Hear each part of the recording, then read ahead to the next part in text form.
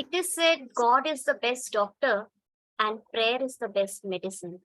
That is why prayers do matter and make all the difference. And that is the reason we begin our day with a prayer.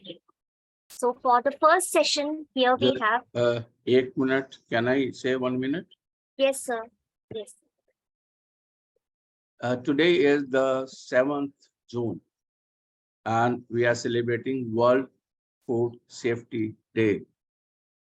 So this day is very crucial. We are celebrating it at a very crucial time when in India the monsoon is all-time low, and it is coming late also for 1 week. And you can say the disturbances that is happening in the environment. So let us hope that it will be a wonderful day. It will be a wonderful food safety day for all of us. In 18 and 1903, Mahatma Gandhi have conducted first civil disobedient movement on this very day. You know about the civil disobedience, so I won't explain it further. In 1979, the India's second satellite, Bhaskar, was launched. And today, if you see, we are launching satellite of other countries. But in 1979, it was launched from a Soviet rocket. And in 1976, our national flag was hosted at North Pole.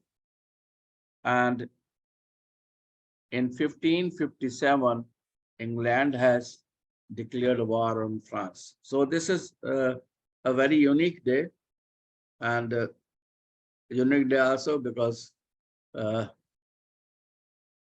tomorrow it is the end of this program. So today we are having a number of very interesting programs. Hope you will enjoy. So Dr. Deepali, please continue. Thank you, sir. Every day you give us a lot of information and we begin our day gaining knowledge. So let's see. For the first session, here we have Shri Harjinder Kumar, who will take the session on classroom management. Let us first, before he begins, let me tell you something about him. He has deep passion for research work and tries to inculcate the same in his students by guiding them to participate in Children's Science Congress, CBSE Science Exhibitions, Inspire Award, and other competitions. His students have prepared many innovative models like breathing sensor for paralyzed person, energy-saving building, traffic jam indicator, etc.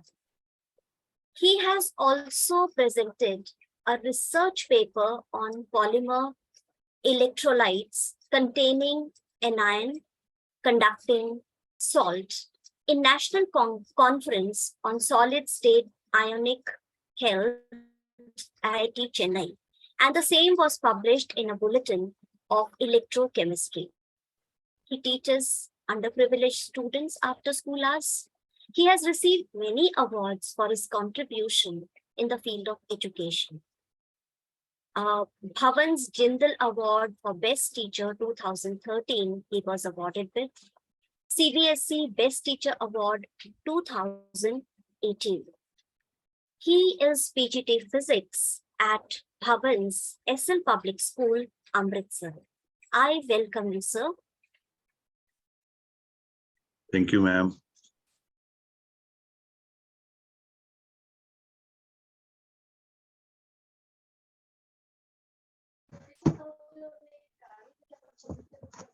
Respected Dr. Anil Kumar Sharma, sir, and other respected teachers present here, my warm good morning to all of you.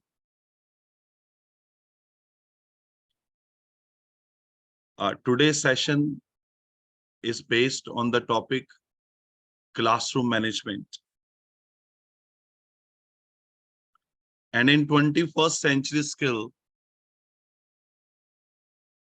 and if we talk about 21st century students, this topic is very, very important and very, very relevant nowadays.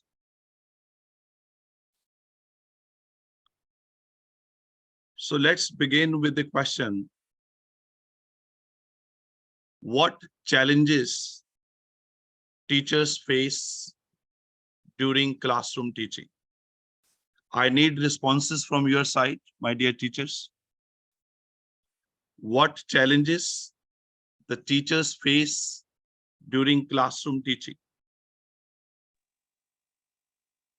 Sir, we are always worried that whatever thing I'm teaching to the student, they are breastfeed or not.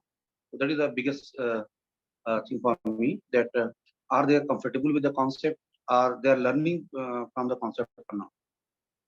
Okay, good. I need responses from other students also. Good morning, sir. Yes, good morning. So the main thing is, first of all, before starting the syllabus, main thing is how we manage the discipline in the class. If class is disciplined, then only we'll transact the class. Yes, discipline is a big challenge in the classrooms nowadays. So I'm getting few responses in the chat box also. So lack of concentration, lack of discipline, catering to the needs of children with different levels of intellect, attention issues, less interest, yes, good. Again, lack of discipline. So there are many challenges which we face during classroom teaching, especially nowadays after COVID time. I've listed few challenges here. The first I've listed is lack of attentiveness of students, lack of efforts on the part of students, indiscipline and misbehavior by students, large number of students having different learning abilities. Some students are gifted learners, some students are slow learners. So they have different needs. So it is a challenging job for the teachers to cater the different needs of the different type of children present in the class. Another one I've listed here is the lack of collaboration among students. The students' interpersonal relationships are weak. They are not collaborative. They don't interact with each other, especially when a group task is given to them. So today, we will try to know whether the source of all these challenges, all these problems is the students or we ourselves.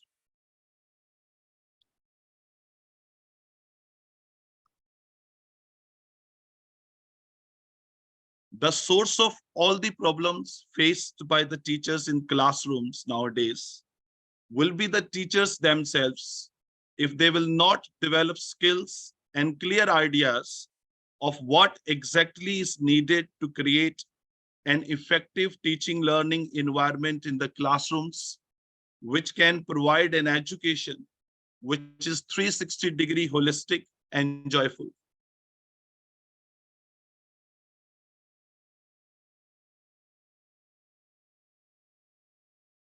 So it's time to think again. What, according to you, is the solution of all these challenges? Or how can we overcome these challenges in the classrooms? I need responses from your side. You can unmute yourself and speak, or you can put your responses in the chat box. What, according to you, is the ultimate solution of all these challenges that we face in the classrooms?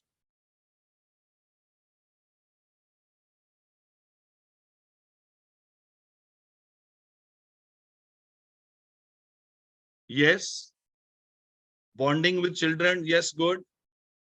Create interest in class, yes, good. Counseling of students, to understand, make them engage in the class. Yes, good. Proper planning. Yes, good. Timely counseling and using appropriate teaching aids. Make them comfortable in class. So bonding with children again. Make them aware about benefits of the topic interestingly. So yes, good.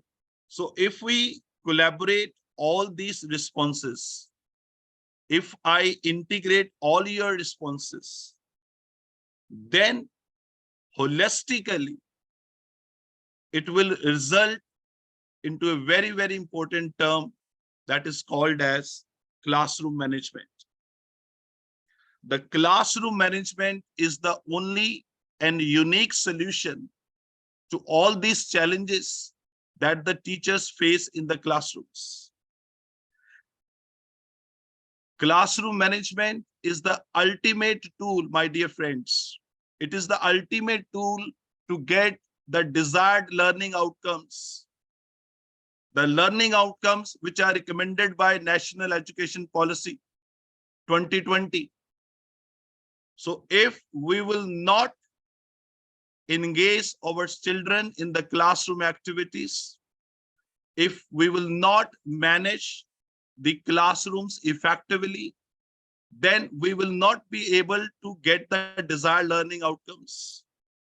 We will not be able to develop the required competencies among our children. So it is very, very essential nowadays to learn and to implement all strategies which are required for an effective classroom management. Let us first of all define what is actual meaning of classroom management.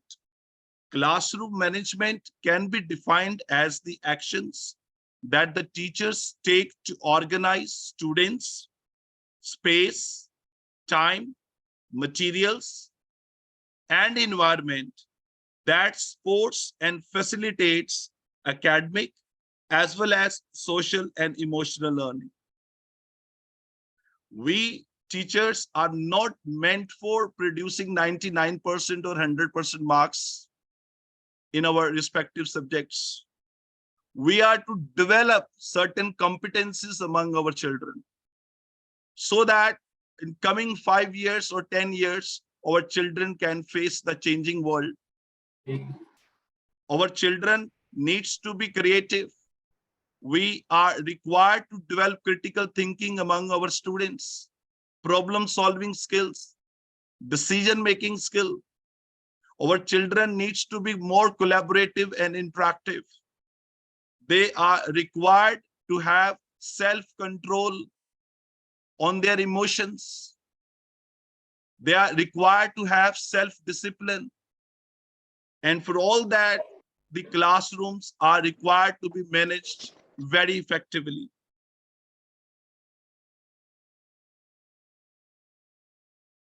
So it's a time to think again.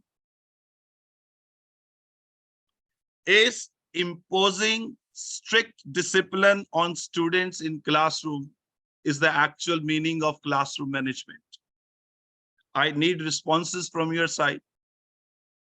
Is classroom management is bringing the students to strict discipline at gunpoint? No, sir. No, sir.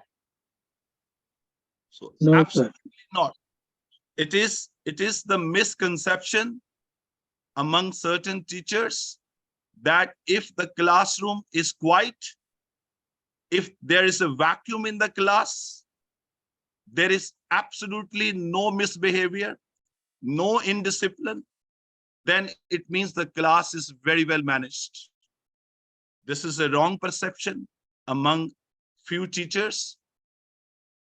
So let us find out what is the actual difference between a well-managed classroom and well-disciplined classroom.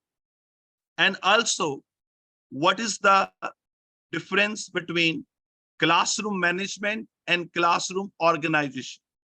Some teachers misunderstand classroom management as classroom organization.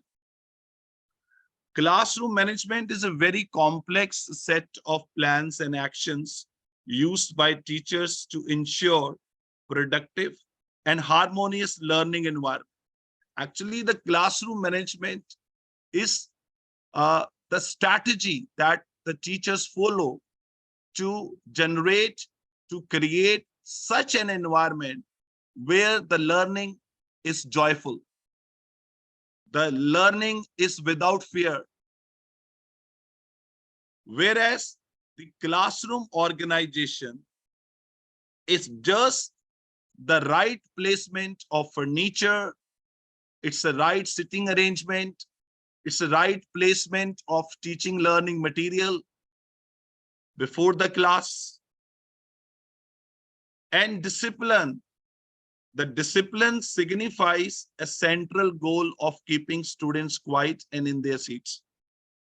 My dear teachers, keeping students quiet on their seats should not be the teacher's central goal. We are to create self-discipline among children. And this is the important objective of classroom management. The classroom management brings an enjoyable and joyful learning environment in the class.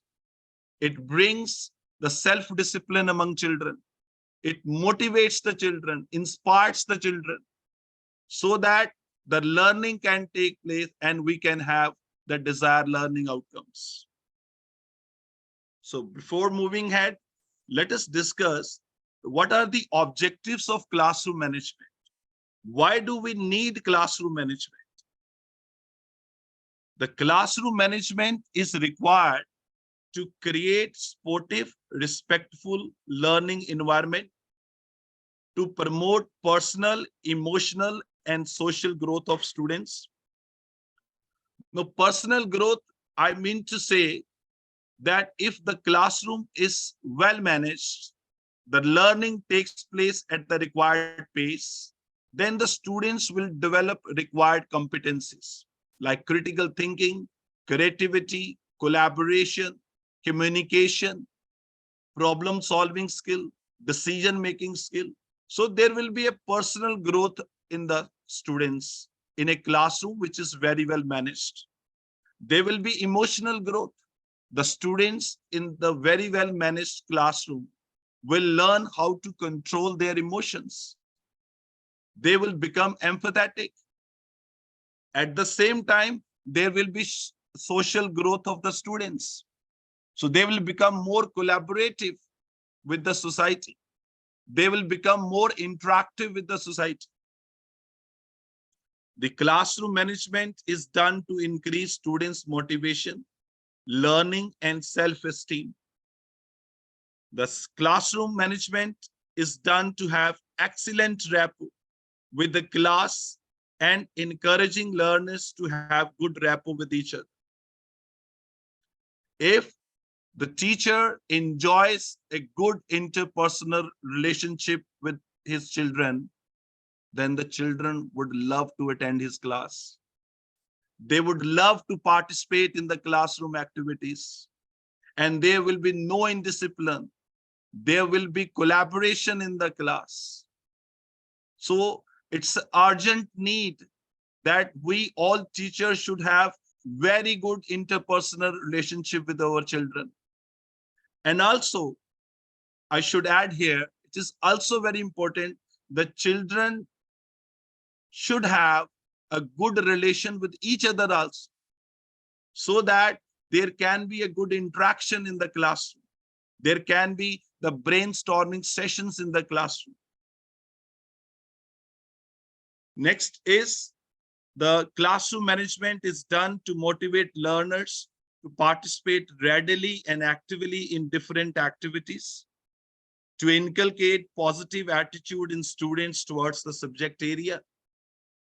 If the students love their teacher, they will love their subject also.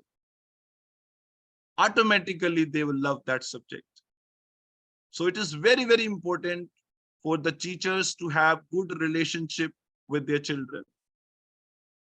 because the respect is always bidirectional. It is never unidirectional.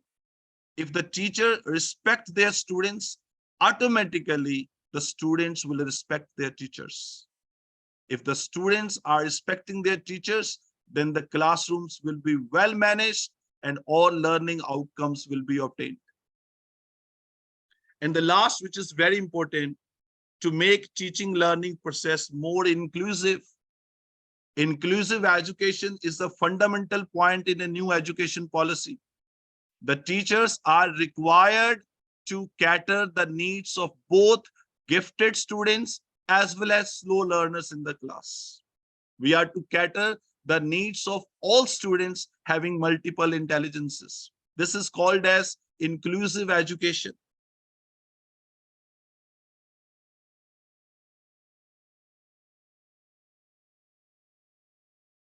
Now, next is, what should a teacher do, or what is expected from teachers for effective classroom management? For effective classroom management, there are essential requirements from the teacher side. The teacher must be well versed with the innovative teaching methodologies of concerned subject. For example, experiential learning, art integrated learning, storytelling, gamification. So these are the innovative teaching pedagogies, also known as the pedagogies of 21st century. These pedagogies are strongly recommended by New Education Policy 2020. I assure you that if you are using these pedagogies in the classroom, your classrooms will be well managed. Experiential learning. Let's have hands-on learning in the classroom. Avoid chalk and talk method. The chalk and talk method, the lecture method, is an old method of teaching learning. It brings boredom. It brings confusion in the students. And remember, with the lecture method, chalk and talk method, we will never be able to obtain the desired learning outcomes. So have a hands-on learning in the classes. We can integrate the different forms of art, like performing art or visual art, with the different subjects to have a learning which is holistic and joyful. This is art integrated learning. We can integrate the different forms of art with our subject matter to make more clarity of the concepts. We can use storytelling in the classroom. It generates critical thinking among children. The children will become more creative and the learning will be long lasting. We can use gamification. The gamification pedagogy is the use of game element in the classroom teaching. We can use toys in the classroom. The science and math teachers can use toys to make the concept clarity. So this will make your classroom interactive and engaging. The 100% students of your class will take part in all the activities and there won't be any misbehavior. There won't be any indiscipline in the class. Next is that teachers should understand students' behavior and their needs. As I told you a couple of minutes back, some students in the classroom are gifted. Some students in the classrooms are slow learners. Some are distracting. Some students may be of rowdy type, which create a lot of indiscipline in the class. So while handling a class, the teachers need to take care of the needs and behavior of all the students.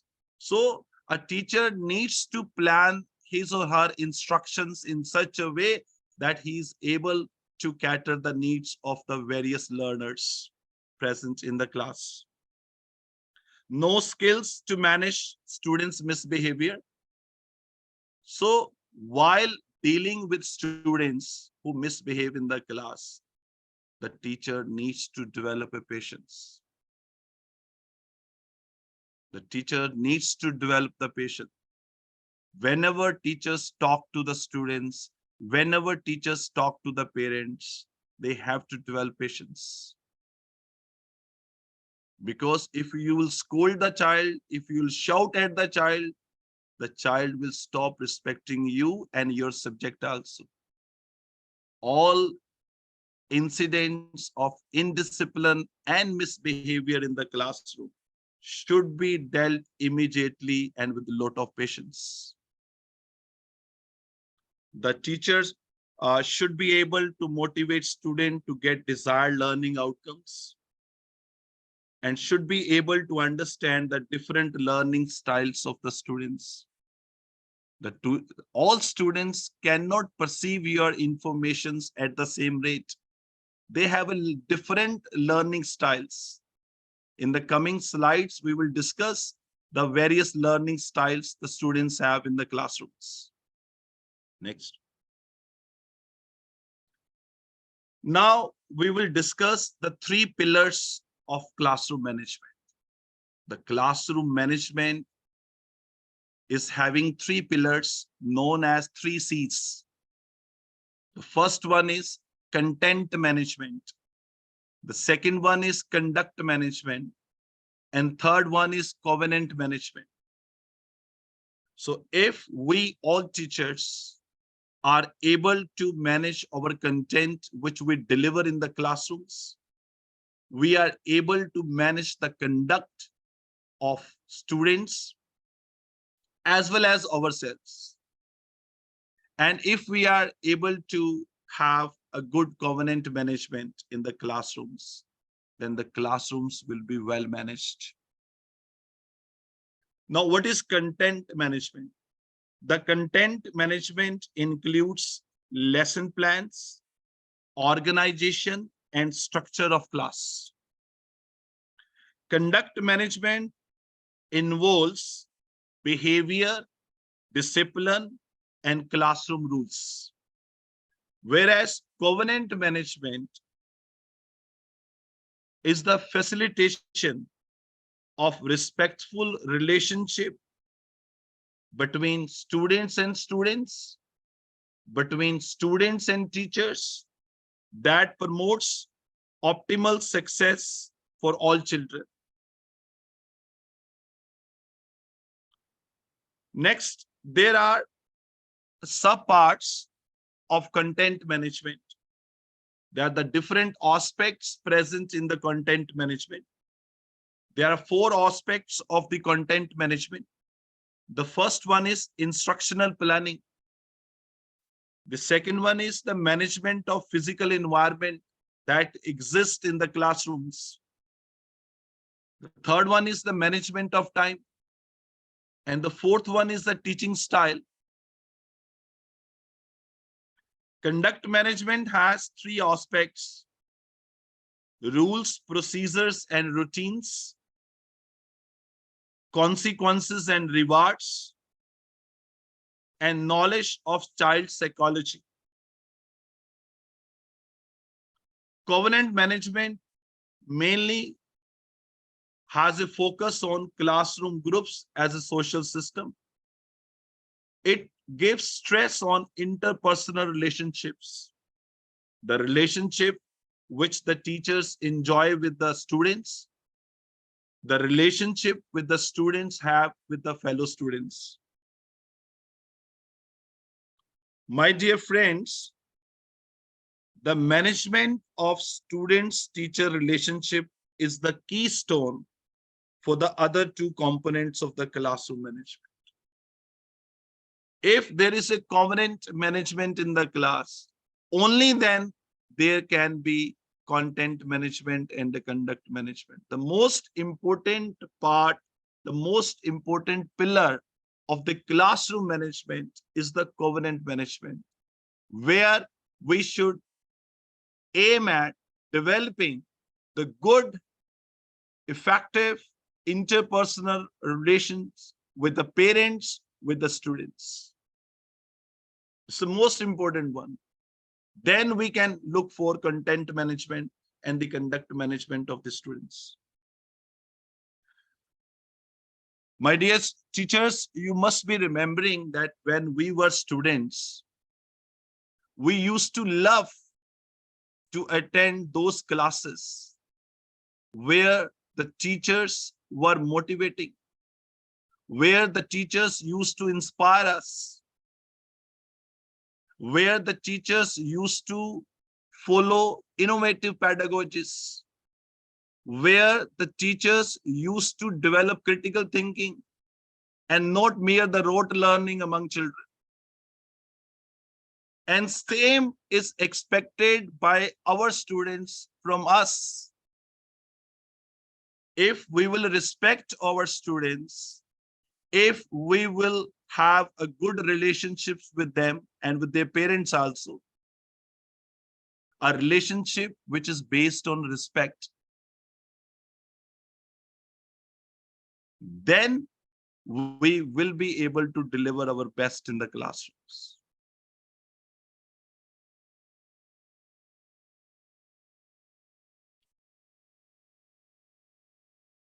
Now we will discuss in detail that what is the meaning of term instructional management or instructional planning.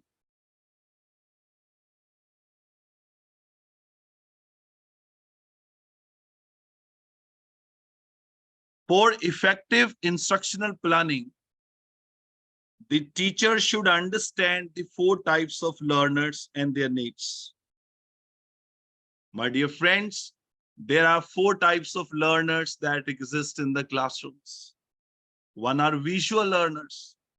These are the learners which learn best whenever they see a display, a diagram, or a video in the classrooms. The second one are auditory learners. They learn by hearing. The third one is reading or writing learners. These learners are textbook lovers. They love the matter which is present in the form of printing words. And the fourth one is the kinesthetic learners. They learn best when the pedagogy is experiential learning. They learn best with the help of hands-on learning. And that is why in the classroom, the teachers speak, they write on the board, they draw diagrams, they show videos, and they do demonstrations with the help of certain experiments.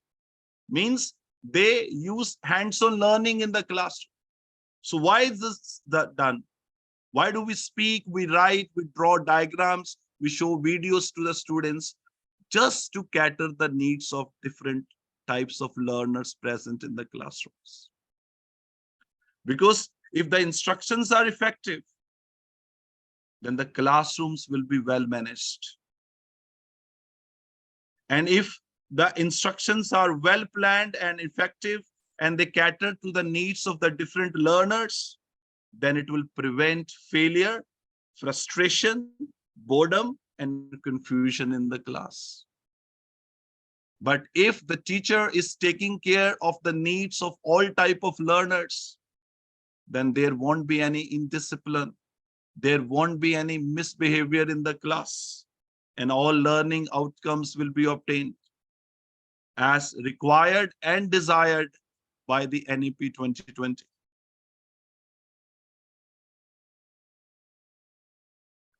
For effective instruction management, lesson plan plays a pivotal role.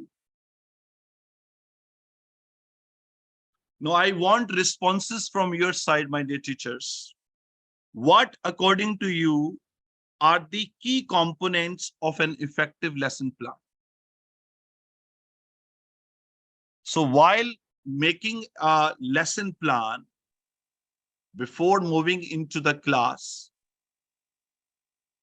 Which important components you consider most effective? I want responses from your sides.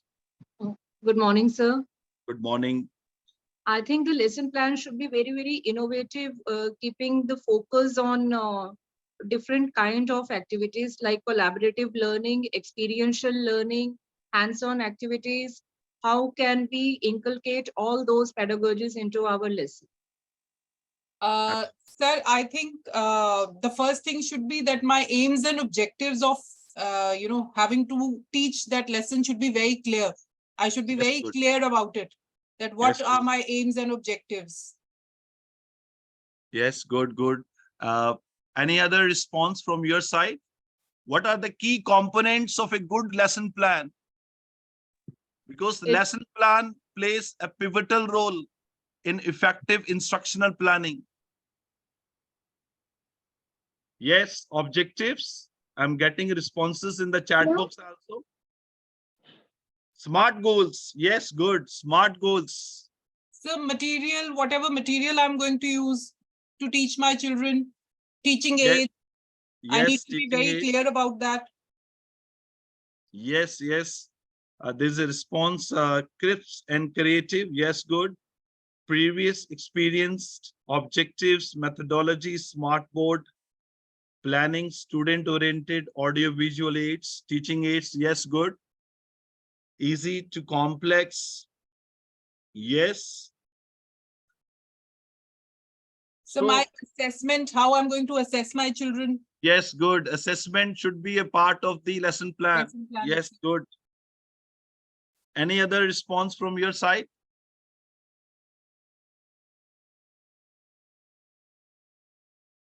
So see, I have here developed one lesson plan which shows the key components. Now, any lesson plan which you are following in your schools for your particular subject must start with the learning objectives. It's a very, very important to define and to design the learning objectives before framing any lesson plan. Now, one very important parameter, one very important point regarding learning objectives as per New Education Policy 2020. The learning objectives should be SMART. SMART means they should be specific, they should be measurable, they should be attainable, they should be realistic and time bound. And the second point is all learning objectives should be according to Bloom's taxonomy. So if you are writing 5 learning objectives, then all 5 learning objectives should be according to the Bloom's taxonomy, which is basically the 6 levels of our cognitive domain. Starting from remembering, understanding, applying, analysis, evaluation, creations. There's 6 levels of cognitive domain, which are called as Bloom's taxonomy. So whenever you frame your objectives, learning objectives, make it sure they are smart and they are aligned with the Bloom's taxonomy. And next one is learning outcomes. You will have to define your learning outcomes. What you expect from your children. Learning objectives are teacher-centered, whereas the learning outcomes are student-centered. So at the end of your lesson, you'll have to check that whether the desired and required learning outcomes have been achieved or not.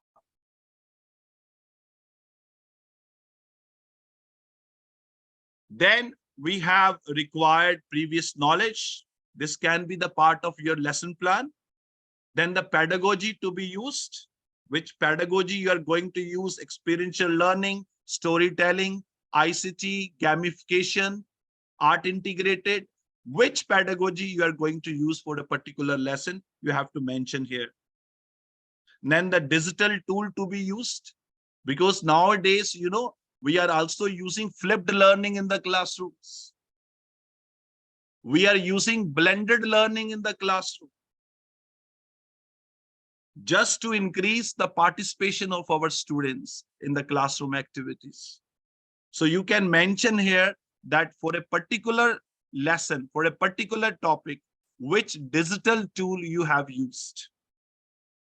Then TLM means teaching learning material to be used. Then you have to specify here that whether your objectives, instructions, assessment is in accordance with the Bloom's taxonomy. We cannot deviate our instructions, our objectives, our learning outcomes away from Bloom's taxonomy. We have to incorporate Bloom's taxonomy in every part of our lesson planning. Then we can have methodology like the content in brief. Then instructional design for inclusion means in a particular lesson, how you will cater the needs of different type of learners present in your class. What are your plans for catering the needs of gifted students? What are your plans for catering the needs of slow learners? Then we have assessment. The assessment can be done at the end of the class just to check whether the desired learning outcomes have been achieved or not. The assessment again should be aligned with Bloom's taxonomy. You can ask a question which is based on remembering. You can ask a question which is based on understanding, on application part, on analysis part. You can ask the questions which is based on evaluation part, and you can ask the questions which are based on creation part. So assessment, assignment, learning objectives, learning outcomes, all should be aligned with Bloom's taxonomy. Next, you can write here, you can mention here what competencies are going to be developed after this particular lesson. Critical thinking, creativity, collaboration, communication, decision-making ability, problem-solving ability. So those skills and competencies for a particular lesson we want to develop, you will have to write here. You can write references. And a very important part I have added here, as per the guidelines of National Education Policy 2020, that is reflection after the lesson. What is reflection? Reflection is a self-assessment done by the teacher. After the lesson, you will find what went good in the lesson, what went wrong and why. If there are certain limitations while delivering the lesson, you will have to identify those limitations so that they should not be repeated in the next lesson. How many learners took active participation in lesson? And last, what can be done to improve the lesson for future? This is called as the reflection at the part of the teachers. So this is a general design for a lesson plan, which we should follow before entering into the class for effective instructional planning.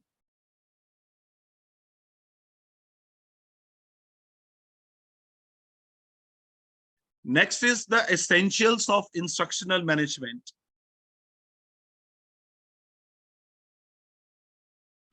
The basic role of a teacher is to be instructional leader, which require following characteristics.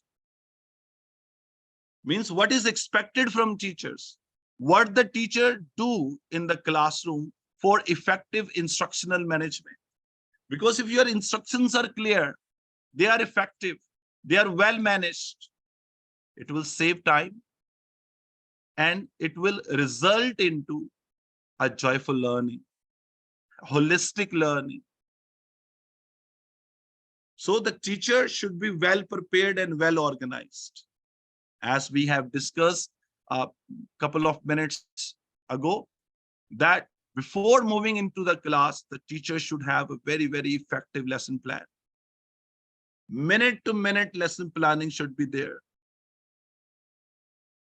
The teacher must be passionate about the topic to be taught. The teacher should be warm and approachable. The teacher should create well-defined learning objectives, as we discussed in the lesson planning. The learning objective must be well-defined. There should be an effective lesson plan. The teacher should organize instructional aids and assessment in direct support of learning objectives. It means whatever the aids you are using in the class, what are the teaching learning materials you are using in the class, and your pedagogy also. It should be aligned with your learning objectives.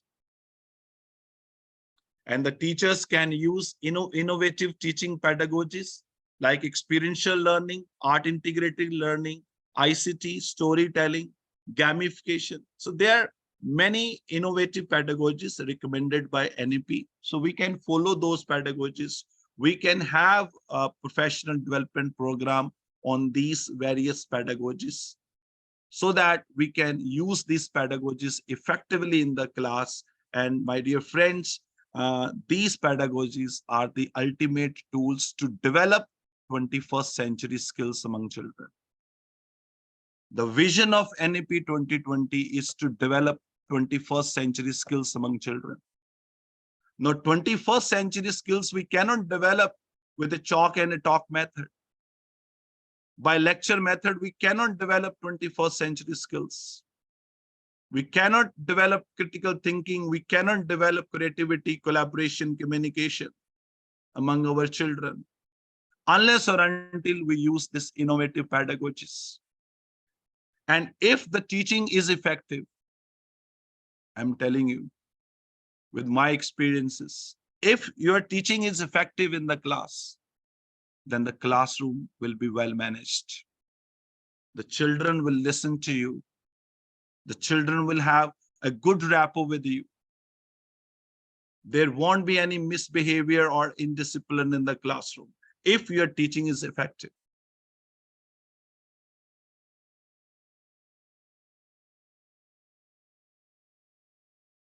Next is a very, very important part of the classroom management, and that is differentiated instructions. Now, differentiated instructions is a integral part of inclusive education. The inclusive education says that the teacher must cater the needs of the various types of learners present in the classroom. So if our instructions are well planned and are catering to the needs of gifted students, average students, below average students, slow learners, then these instructions are called as differentiated instructions. It is a known fact that no two children are same. Each child learns and processes information differently. As I told you, that some children are gifted, some are slow. So they process the information at a different rate. So it is the responsibility of the teachers to help students succeed regardless of these differences. So we cannot make excuses at the end of the day that this student was slow, that's why the student hasn't succeeded in the board examination or in any other competition. That the learning outcomes were not achieved because some of the students were slow learners. We cannot have these excuses with us. We have to plan our instructions in such a way that even if the child is slow learner, we have to pull him up. We will have to motivate the child. We will have to inspire the child so that he can perform at the same pace, at the same rate as the other students are performing. Teacher must structure and tailor their lessons aligned with the skills and needs of the students. And they should follow differentiated instructions. So if you remember, in the lesson plan itself, we have added a point, inclusive education instructions. So there you can mention that these are the questions which I have planned for gifted students. These are the questions which I have planned for the slow learners.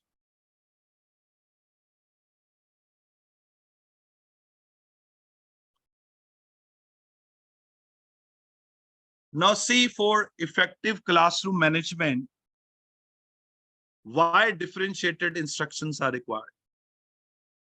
This is because the classroom are filled with students who have different needs. They come from different educational backgrounds. They have different attention spans and interests, have different language abilities, have different cultural backgrounds. You can add more points here. The students have a different learning styles. They have a different learning style.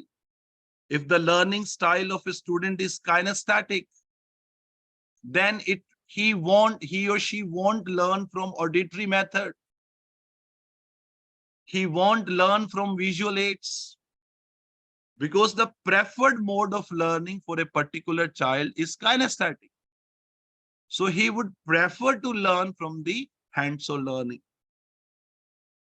So that's why the differentiated instructions are required in the class. We cannot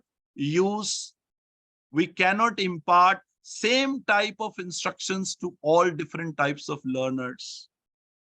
Because if we try to do this, this will bring indiscipline, misbehavior in the classrooms. And our learning outcomes won't be achieved.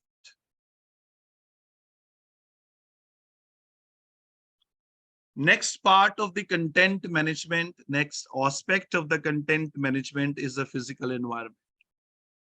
Now, I will quickly finish this slide. Physical environment or physical arrangement in the classroom is basically the organization of the students in the classroom. It is basically the organization of the sitting arrangement in the classroom. It is the organization of visual boards in the classroom. The classroom arrangement, it should be flexible. Flexible classroom arrangement में हमें seat fix नहीं कर देनी forever. There can be rotation of the sitting arrangements, but the rotation should not be on an everyday basis. Because see the second point, the classroom arrangement should encourage sense of belongingness and ownership within the students. Students love their seats. Without any instructions, you will find the students would love to take the same seat every day. So sitting arrangement can be flexible, but it should not be rotated on an everyday basis. We can change the seats after a week, 10 days, 15 days, or after a month. The content, methodology, and types of learners, they should decide the learning arrangement, the sitting arrangement in the classroom. The sitting arrangement of the students in the classroom should be according to the content you are going to deliver, the methodology you are going to deliver, and also the types of learners. The sitting arrangement in the class should be such that each student is visible to the teacher, especially in the classrooms where the number of students are more. So while entering, when you enter in the classroom, make it sure that every student is visible to you. And to every student, the writing board is visible. This is a duty, this is a responsibility of the teachers to make sure that the sitting arrangement in the classes is appropriate and it will result into the learning outcomes which are desired by the teachers. It's a very important point in the classroom arrangement. Is the classroom arrangement should give utmost importance to the arrangement of visual boards. We all have visual boards in the classrooms and the bulletin boards. So you can make the sitting arrangement in such a way that the all visual boards are prominent to all the students, because the visual boards can act as effective learning tools.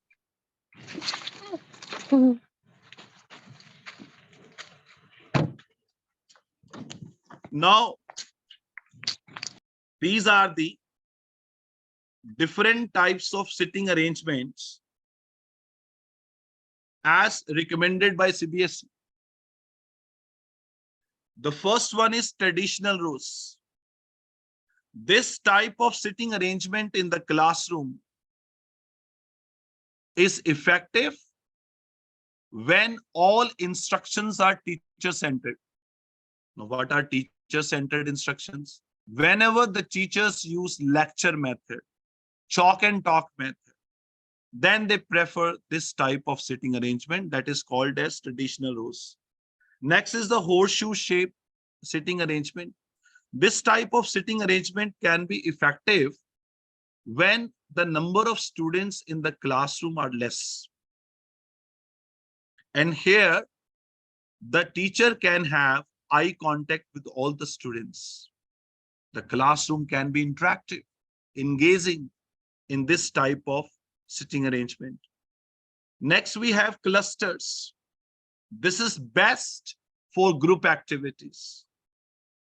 And science teacher, math teachers must be knowing that this type of sitting arrangement we prefer in the labs, where the students work in groups. Now here you can do some innovations. You can group the students where the students of different learning styles are present. You can group a gifted student with the slow learning so that there can be collaboration. There can be peer-to-peer learning. So there can be some healthy discussions among the children.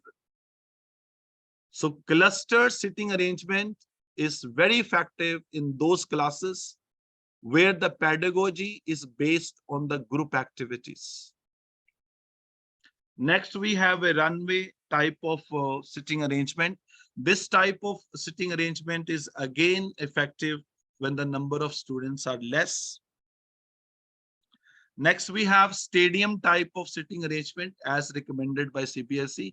And this type of sitting arrangement is again used when the instructions are teacher-centered.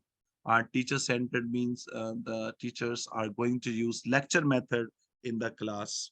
So then we can have this type of sitting arrangement. Then we can have a combination of clusters and rows. So here the group activities as well as individual activities can go along. This type of sitting arrangement, which is in combination of cluster and rows, can be very, very effective for the behavior and discipline management in the classroom. If some students are creating misbehavior, they're creating indiscipline in the classroom, so they can have a sitting on the rows.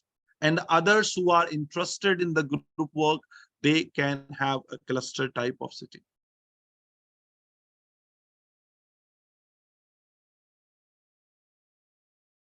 Next part of the content management is the classroom time management. The management of time in the classroom is very, very important because it avoids burnout of the teachers. It's very, very effective. And the key tool for time management, the key tool is the effective lesson planning. If you have a lesson plan well designed, you know the activities and their time duration, then you will be successful in the management of time in your classrooms. Sometimes what happens, the instructions in the classroom, they get elongated as an elastic wire. So out of 40 minutes, teachers take 30 minutes for their instructions. Then when we will do the assessment, when we will recapitulate the lesson, when we will announce the homework assessment. So every part of the lesson plan should be well designed and should go as per the time limit. So it is also suggested by the CBSE that while delivering a lesson in the classes, the teacher should have an eye on the time all the time so that they can manage their time effectively. Now we have some steps to minimize wasting of time in the classrooms. The first one is do proper lesson planning, as we have discussed earlier also. Learning objectives and learning outcomes must be clearly defined.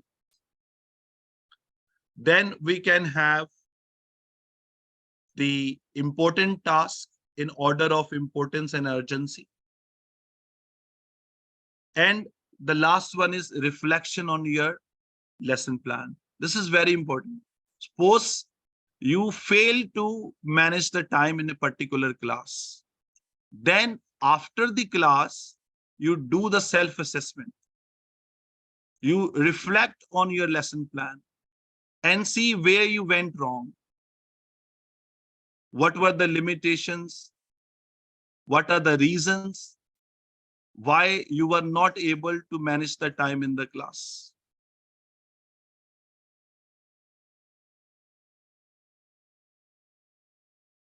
So next part of the content management is the teaching style. Teaching style is a particular pattern of needs, beliefs, and behaviors that teachers display in the classroom. It affects how teachers present informations, interact with students, and supervise coursework. See, there is no good or bad teaching style. There are different types of teaching styles available. And in fact, the different teachers have their own teaching styles for delivering instructions in the classrooms. So effective teachers use variety of teaching styles depending on a specific situation, depending on the methodology and content to be delivered. Whichever teaching style a teacher is following, in that particular teacher's style, the teacher should try to develop responsibility, cooperation, courage, self-esteem among learners. So whichever teaching style you love, whichever teaching style you have, your aim should be to make the children responsible, to bring cooperation among children, to generate courage among children, and to bring self-esteem among children. So as per the CBSE guidelines, there are 5 types of teaching styles. Excuse me, sir. Yes. So there is a time constraint also. At 10:30, we were supposed to begin with another session. Okay, So, ma'am, I will try to quickly finish it. Yes, sir. Uh, Thank you so much, sir. I'm sorry to interrupt. It's okay, ma'am. So there are different types of teaching styles like expert, formal, authority, personal model, facilitator, and delegator. So these are the different teaching styles which bring a different type of competencies and skill among children. I quickly move to the next. So these are the 4 classroom management styles. The first one is authoritative. See, if the teacher is authoritative, what is the meaning of authoritative teacher? A teacher that establishes rules, the teacher that supports and motivation, the teacher that displays warm behavior, encourage healthy debates in class, and has orderly classrooms. So authoritative teachers impose strict discipline But at the same time, they motivate, they inspire their children. Authoritarian type of teachers. Authoritarian type of teachers bring discipline among children at the gunpoint. They discourage questions. They discourage healthy debates in the class. They only want pin drop silence in their classrooms. Next, we have indulgent and detached teachers. They are neither warm nor demanding, and their classrooms are always indisciplined. Last, we have permissive and democratic type of teachers. The students love such type of teachers. They love such type of a teacher, but the students never develop competencies under the guidance of such teachers.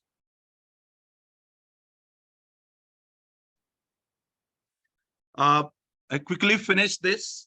For conduct management, there should be certain specific rules in the class. There should be specific procedures in the classrooms.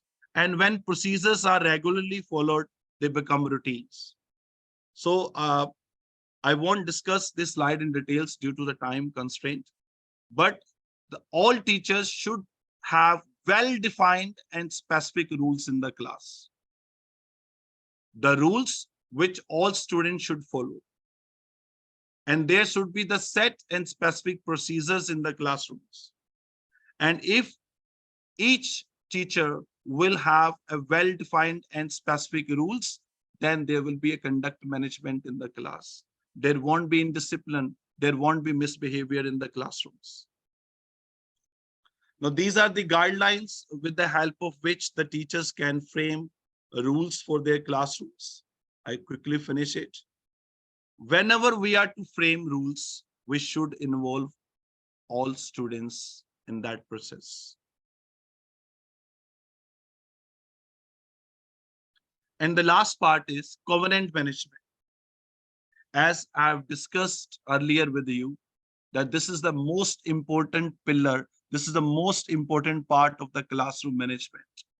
If the teachers are able to have good interpersonal relationship with their children, then they are successful in covenant management. The relationship of teachers with students must be good. And also the relationship of students with students should also be good. So if relationships are good, there will learn, there won't be any misbehavior in the classroom. The learning will be very, very effective and joyful.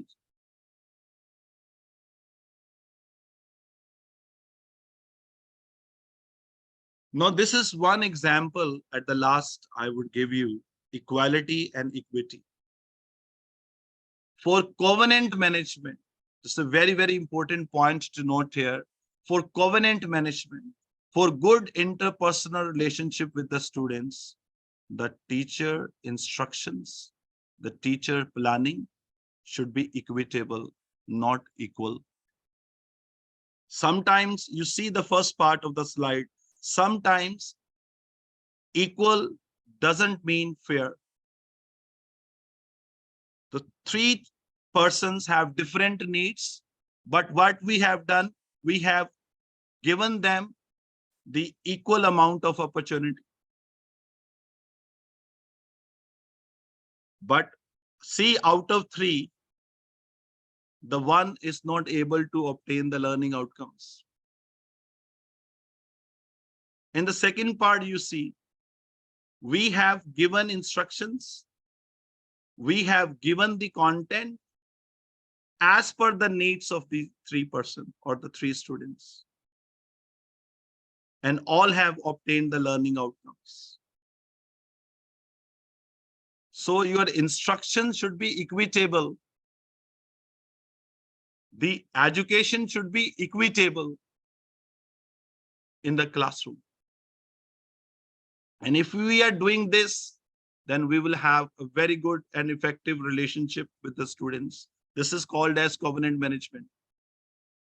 So I would finish this with the last point, that is conclusion. The classroom management is a multifaceted endeavor that helps in creating a learning environment which supports and facilitates both academic and social emotional learning. By creating such learning environments in classrooms, we will be able to achieve the vision of NEP 2020, which aims at providing an education to all, which is a blend of 21st century skills and great Indian ethos. Thank you.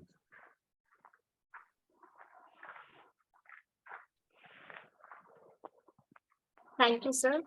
Your presentation was very effective and engaging, and I'm sure teachers present here on this digital platform will make their classes more effective and will be able to manage their classes well when they go back to their classrooms. Thank you so much, sir. Thank you, ma'am. Next, we have a session on experiential learning, collaborative and project-based learning. Ma'am Anju Tandon, Principal, Mehta Vidyalaya, Delhi, will be taking up this session. She doesn't need an introduction, and she's a well-recognized figure of Bhavan family. We thoroughly enjoyed your presentation on the first day of the induction program, ma'am. You were engaging and a very effective speaker that day. I welcome you, ma'am. I welcome you, ma'am, for another enlightening session. And our participants are going to gain a lot from your experience.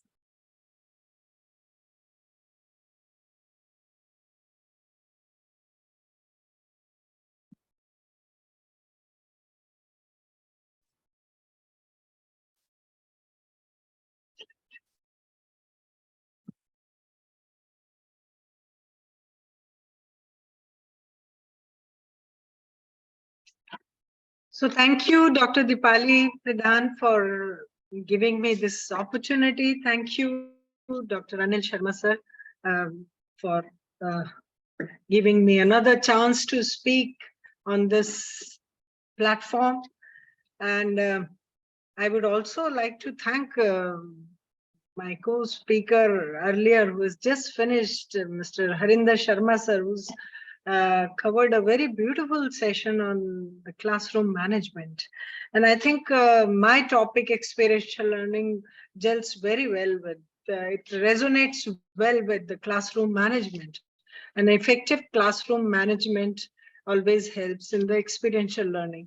So thank you, sir, for a very enlightening session on your classroom management. And it was a deep insight for us also, how important it is to have a wonderful classroom management to have effective teaching learning process in the classroom. So welcome to all the newly inducted teachers. Once again, you'll have to bear with me. And I requested Sharma sir that my session is slightly long. I know that experiential learning, and that same was with Dr.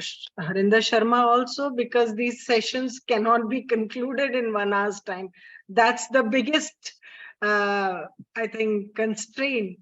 When we try to conclude the session in 1 hour. However, I'm going to stick to the time and I'll try my best, and please intervene and feel free to let me know if I exceed the time limit.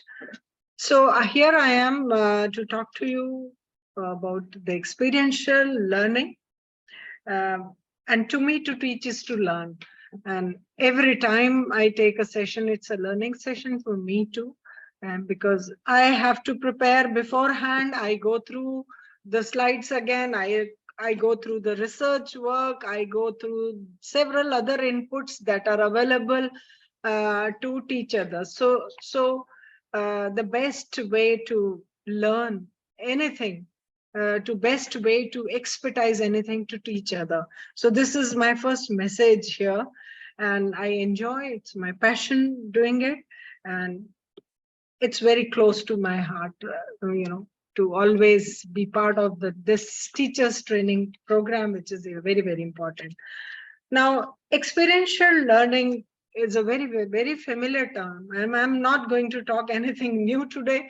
I feel so, because this term has always been this our strength of teaching in good old days. I think I cannot agree more with Harinder sir, my previous speaker, that it's an innovative pedagogy. Yes, we have once again realized that experiential learning is the only way to enhance learning. And this was a very big strength in our olden days, and our system was sabotaged by some other country, and we were in fact, because of this sabotaging, we were serving the needs of other country. It was not, education to us was not contextualized because it was serving the need of other country. And now, with the release of the new national policy, the new, I won't say new national, I would say the national policy on education, because the other educational commissioners like Mundaliar Commission, the Kothari Commission, the NCF, 2005, all have talked about this innovative, this new pedagogy, experiential learning, that learning should be experiential. And now again, the national policy on education talks about experiential learning and encourage all the teachers to probe deeper into the essence of experiential learning, to make learning more joyful, to make learning more engaging, connecting to the real life. I think the learning objectives to me today, I'll quickly try to touch upon the when, the why, the what, the hows of the learning, because when we talk about all the W's, I think we do justice with our topic. So I will also try to touch upon a little bit of experience, the concept of implementation strategies of experiential learning. Then I will be talking about Indian education system and its developing phases now, education in the colonial area, what and why of experiential learning, explorers of experiential learning and its examples, as well as teachers' role, how to make it work if time permits me to do that. So I would like to just interact with the teachers in the chat mode, because I know the time won't permit me to interact with you and to allow you to talk in between, because time is very limited. So whenever I ask you a question, I would request you to type in the chat box so that I can see and I know that it's an engaging session and you all are alert and trying to catch up with things. So in the at the onset, I would like you to type one word for what do you understand by experiential learning. Just one word answer would be sufficient for me to know that you are all teachers, you are all selected to be teachers in Bhavan. So I'm sure you have that X factor. So hands-on, practical, learning by doing, correct.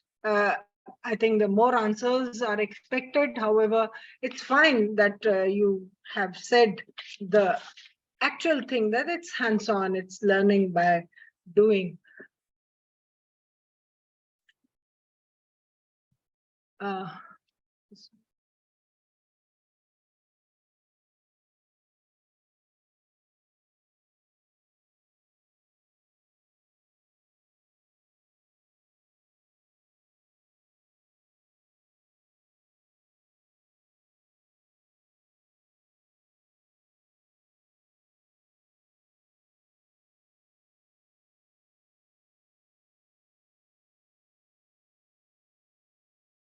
Just bear with me 2 minutes. There's a technical glitch. We are sorting it out.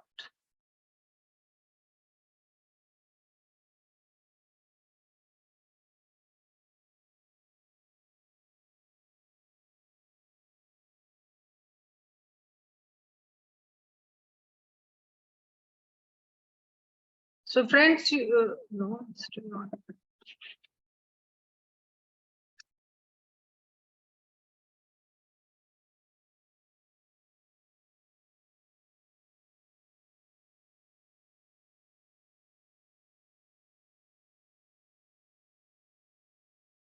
I'm so sorry, there is a technical glitch and the slide is not moving. We're trying. I think, Dinesh, if you can move the slide ahead, please try that.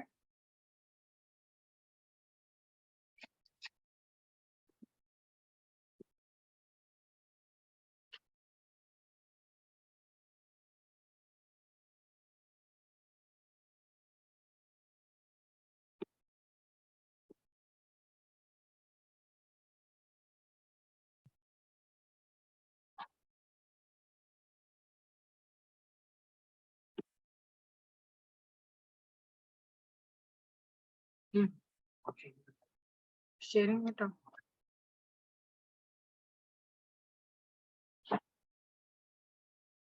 Yeah, I think my colleague will start sharing. There is a technical glitch from my end and the slides are not moving ahead.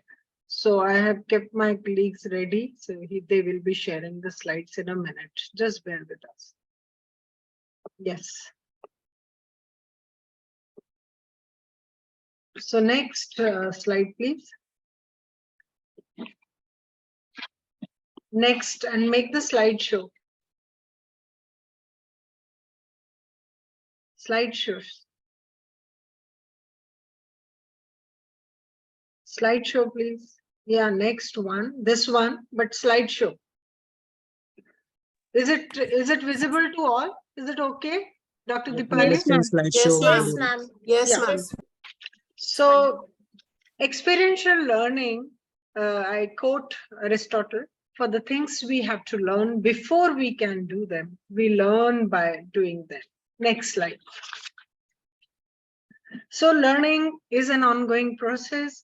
It never stops. We continuously learn as students, as teachers, as parents, as educators, and per se as humans. What is the fun if we are only able to work or read others' experiences rather than living our experience ourselves? So learning should thus be experienced and challenging enough to have problem solving, decision making ingredients in it. I'll just take a small example that if we have to learn swimming or driving, just the theoretical explanation or a lecture on driving and swimming will not help us unless and until we take a dip into the water and we go to the pool and try ourselves, and we will be doing mistakes. There is no doubt about it. The water will get into your nose and ears and eyes and you'll come out popping out, gasping hard for breath. But at the same time, this is a huge challenge. And then after going through several challenges, you learn, you become a good swimmer. So that is what is learning all about. So in order to learn, you have to go deep into it. You have to delve deep into it. Next. So experiential learning has been an important pedagogy since a long, long time. And with the increased significance and thirst in education for acquiring the 21st century skills, experiential learning has gained momentum. And therefore, we as educators must strive to imbibe the qualities and skills of the future in our learner, rather than acquiring the talent to simply read and reproduce the text. As Harinder sir also said, that we need to develop those 21st century skills in our student. That is what is envisaged by our new national policy on education. Next. So, as I said that... Just a minute, ma'am. Is it audible to all? Yes, sir. Yes, am I sir. audible? Am I audible? Yes, sir. Yes, ma'am. Yes. Yes, Yes. sir. ma'am. Okay. Sorry, madam. Sorry. Please carry on. Yes, sir. Okay. Thank you. Please feel free to type if there is something wrong and we can stop. This is the biggest disadvantage of the technology, that the speaker on the other side doesn't know what's happening. So anyways, thank you for that feedback that you all can hear well. So Indian education system, I was talking about the Indian education system. Our education system is going through a developing phase now.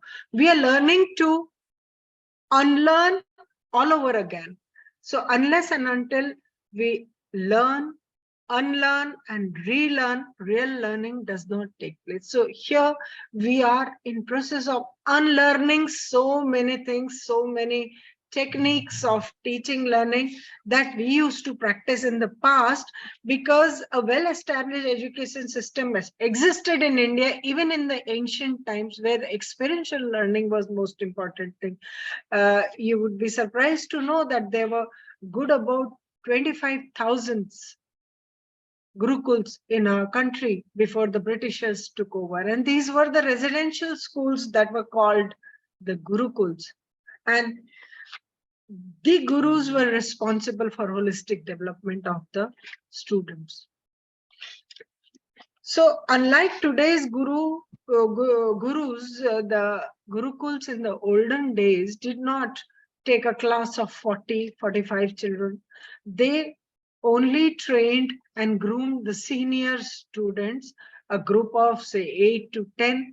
And then this group of students were responsible for taking the learning ahead to the other junior, the peer members.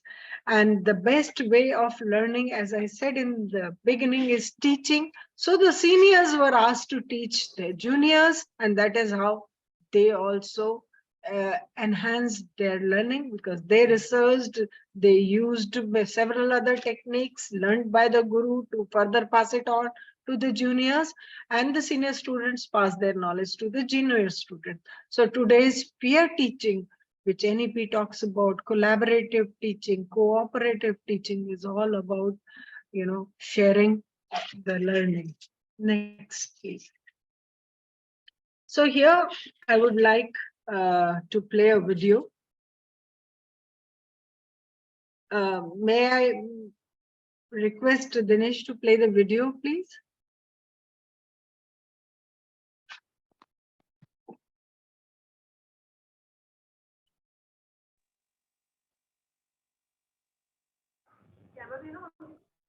Just a 2-minute video.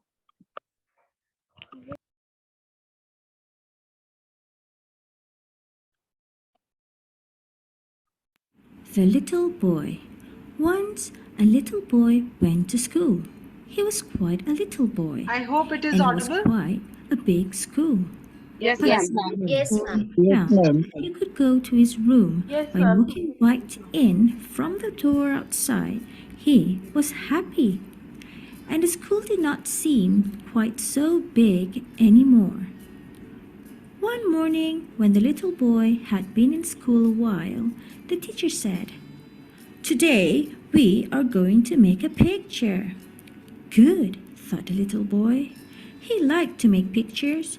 He could make all kinds: lions and tigers, chickens and cows, trains and boats. And he took out his box of crayons and began to draw. But the teacher said, "Wait, it is not time to begin." And she waited until everyone looked ready. "Now," said the teacher, "we are going to make flowers." Good, thought the little boy. He liked to make flowers, and he began to make beautiful ones with his pink and orange and blue crayons. But the teacher said, "Wait, I will show you how." And she drew a flower on the blackboard. It was red with a green stem. "There," said the teacher. "Now you may begin." The little boy looked at the teacher's flower. Then he looked at his own flower. He liked his flower better than the teacher's, but he did not say this. He just turned his paper over and made a flower like the teacher's. It was red with a green stem. On another day, when the little boy had opened the door from the outside all by himself, the teacher said, "Today we are going to make something with clay." Good, thought the boy. He liked clay. He could make all kinds of things with clay: snakes and snowmen, elephants and mice, cars and trucks. And he began to pull and pinch his ball of clay. But the teacher said, "Wait, and I will show you how." And she showed everyone how to make one deep dish. "There," said the teacher. "Now you may begin." The little boy looked at the teacher's dish, then he looked at his own. He liked his dishes better than the teacher's, but he did not say this. He just rolled his clay into a big ball again and made a dish like the teacher's. It was a deep dish. And pretty soon the little boy learned to wait and to watch and to make things just like the teacher. And pretty soon he didn't make things of his own anymore. Then it happened. that the little boy and his family moved to another house in another city, and the little boy had to go to another school. This school was even bigger than the other one, and there was no door from the outside into his room. He had to go up some big steps and walk down a long hall to get to his room. And the very first day he was there, the teacher said, "Today we are going to make a picture." Good, thought the little boy, and he waited for the teacher to tell him what to do. But the teacher didn't say anything. She just walked around the room. When she came to the little boy, she said, "Don't you want to make a picture?" "Yes," said the little boy. "What are we going to make?" "I don't know until you make it," said the teacher. "How shall I make it?" asked the little boy. "Why, any way you like," said the teacher. "And any color?" asked the little boy. "Any color," said the teacher.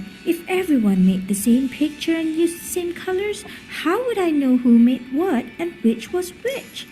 "I don't know," said the little boy, and he began to draw a flower. It was red with a green stem. So the small video, am I audible? There is still some technical glitch with me. Am I audible? Yes, ma'am. Yes, ma'am. So this small video that we have seen just now, what happened to the little boy in the new school? Can anyone type in the box, please? What happened to the little boy in the new school? He had lost his creativity. He was confused as to what he has to do. Yeah, yes. His creativity was lost. He was in fact confused. Was he not confused? He was waiting for the teachers to give instruction, because in the previous school, he was told by the teacher to do as I say. So at times, over dominance of teacher in the classroom kills the creativity, the inherent potential of the child, which is already there in him. We have to only bring it to the surface as teachers. So teachers' role is more of a facilitator. So what happened in the colonial era? There was just one-sided classroom. Teacher was the master. Student only do what has been told. Britishers encouraged their own practices and beliefs and brought complete change in our education system. And the knowledge was restricted to textbooks. Teachers' role was only limited to questioning and maintaining discipline. Only the rote learning was promoted. The students were groomed to be followers. This was the agenda of the colonial rule, because they wanted the people, the workers, the clerical staff in their industries who could follow instructions well and who could understand English speaking. That is why we lost touch with our mother tongue in the good olden days. There were many English medium schools only to promote communication in English and rote memorization. And our education system in the contemporary time, still in the contemporary time also, our education system is influenced by the British system. The new pedagogical skills and teaching methodologies are now emerging in very splendid manner, but we still have to go a long way, because we still believe in and practice, not only believe, we practice the colonial education system, one-sided teaching, the teacher-led classroom, the teacher-dominated classroom, where the students have little to do, little to learn. Next slide. So what is experiential learning all about? Experiential learning is a process of learning through experience, and then unless and until you do it yourself. It is defined as a learning through reflection on doing, by engaging the students on hands-on experience and reflection. You all know this. You all have already answered in the chat box. So you know that students learn the best by hands-on experience. It leads to increase in the neuron connection of the brain. When you do something by yourself, you do your own research, and accordingly you adjust and you take the learning. It is constructive in nature. So therefore, there is an increase in neuron connections in the brain when you do it yourself, and it gives a multi-sensory sensory experience of learning by using all the senses: auditory, visual, tactile, kinesthetic. Experiential learning encompasses all types of learner.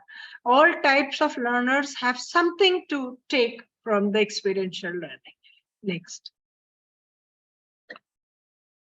So why experiential learning? Why of the experiential learning is future of learning? Because it accelerates learning, it provides a safe learning environment, it bridges the gap between theory and practice, it produces demonstrable mind, increases engagement level of the students, because the students are doing themselves. So their mind, their hand, their body, everything is engaged in that. And it's an engaging classroom. It increases the engagement levels, exceptionally effective for retention. So anything that you do yourself, definitely you will not forget it for long. So it helps in better retention, and it enables personalized learning also. Sir talked about differentiated learning. Differentiated learning. There are different types of learners in our classrooms. So my previous speaker, Mr. Harinder, said that teacher as a classroom management technique should practice differentiated learning. And experiential learning provides a very strong platform for personalized learning. Each learner can do something on their own. Next, please. So now, who's of the experiential learning? So John Dewey, he was the father of experiential education. And he said, I quote, "We do not learn from experience. We learn from reflecting on our experiences." So this is another technical thing, that when we reflect back, when we do something and then we think it again. In Hindi, in good olden days, we used to call it manan. When we introspect, we retrospect, we think about it, then the learning becomes permanent in our mind. So next slide, please. So here's a pyramid of learning, also called the cone of learning. This is developed by the National Training Laboratory, and probably from the experience and from the research, it is seen that the lecture method is that there are some passive teaching methods and there are some participatory teaching methods. And the learning happens the minimum in passive teaching methods and maximum in the participatory teaching methods. So lecture is the most ineffective method as this teaching. Although as teacher, I feel that all type of teaching pedagogy has its own importance. But a teacher has to decide a pedagogy where the learning is maximum. There are some types of learners, as sir also said, that they catch by hearing. They are auditory learners, very few of them. They only catch by hearing from the teacher. And children with special needs, sometimes the blinds and others, they have a very good hearing senses, and anything that you say they catch, but only few children. So that is why the lecture is the least effective method for learning and retaining, and it's only good for auditory learners. Reading 10%, audiovisual 20%, demonstration, when teachers one-sided demonstration also is a passive way of learning, and then discussion in groups, practice by doing, and teach others is the best form of learning. Next. So here are some of the policies that talk about now the national policy on education, the Ministry of Human Resource had started several programs on experiential learning. NCF 2005, as I already said, that also talked about experiential learning and have taken several initiatives at the state level for experiential learning. UNESCO Sustainable Development is all about experiential learning. There are several projects that the students are doing, and CBSE, of course, has started several programs on experiential learning, the hubs of learning, teachers training policies, principal as pedagogical leaders, examination reforms, everything, learning outcomes, competency-based teaching, everything leads to experiential learning. Next. So you, as teachers, new teachers, you must have seen these pedagogical structures proposed and envisaged by a new curricular and pedagogical schooling structure is based on experiential learning, which is guided by 5+3+3+4 design and replacing the existing 10+2. And this is already incorporated at every stage. Next. NEP 2020 and experiential learning, it's a move towards real understanding and learning how to learn, away from culture of rote learning. And this focus on problem solving, critical thinking, more holistic learning based on inquiry, discovery, discussion, application, and analytical skills of students. This is a shift towards competency-based learning to achieve the learning outcomes.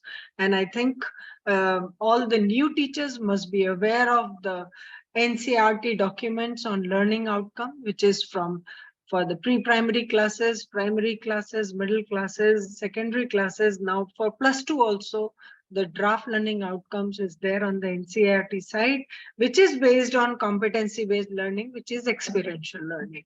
And experiential learning pedagogy includes hands-on learning, integration of art, integration of sports, storytelling pedagogy, etc.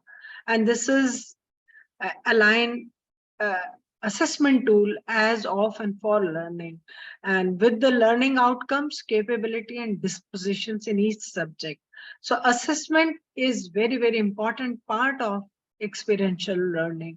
No learning takes place unless there is the assessment in it, included in it. Next. So what does experiential learning look like? It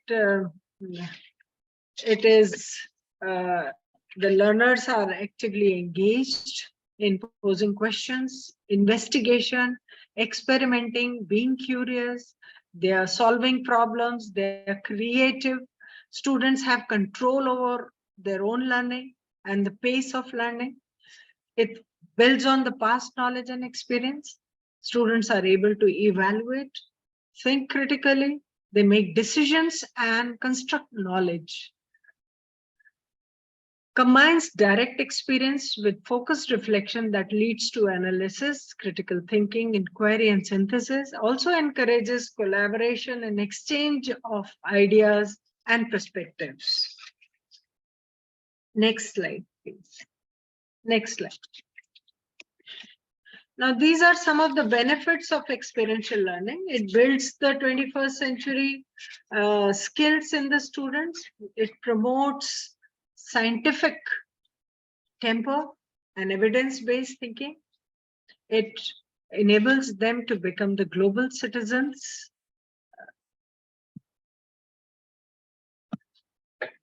It links theory to practice.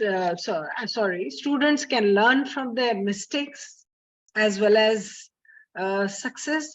As I told you, swimming is an activity where when you do it yourself, you learn from your mistakes. You know where you have gone wrong and how you can become a better swimmer. You have to learn on your own. So students take ownership of their own learning. It leads to the holistic development of learner. They become lifelong learner. It promotes deep understanding and memory retention. Since they do it themselves, they retain it well. And it links theory to practice. They learn faster, remain focused, leads to sustainable development. It also builds self-confidence and leadership skills, gives opportunity to the students to take initiative, make decisions, and be accountable for their own results. It creates environmental awareness because it is not confined to the four walls of classrooms. It's the experiential learning goes beyond the classroom, and it makes learning relatable and meaningful for all learners, for all types of learners, I would say. Next slide. So there's a good comparison.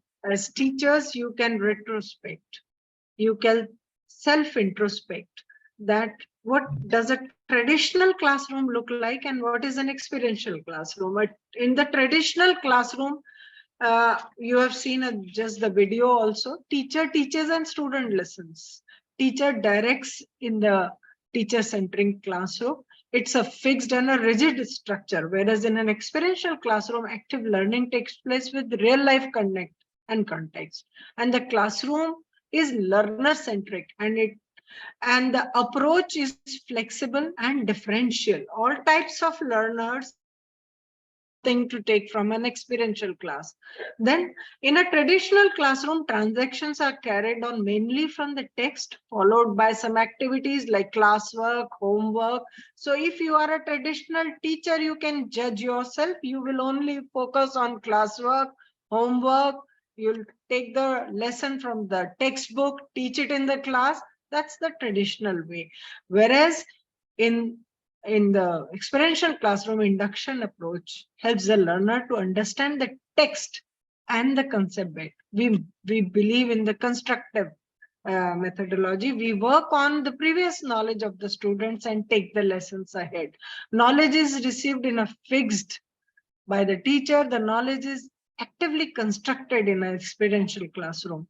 Students depend on teacher. You've seen in the video very clearly that the student in the new school was waiting for the teacher to pass on instruction, and he didn't do anything on his own because he became dependent on the teacher. The teacher will tell what to do, and so he depended for his learning on teacher. Here in an experiential classroom, the students are responsible for their own learning. It aims to develop knowledge and skills through experience. And again, here the learner is the receiver, and here in experiential, the learner is the participating in his own learning.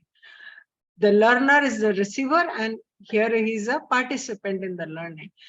Here, the diagnosis at the end of the lesson leaves very little scope for any remedial, summative, and the summative assessments are given more importance at the end of the lesson. Here, diagnosis and remedial is provided at every step in the experiential classroom.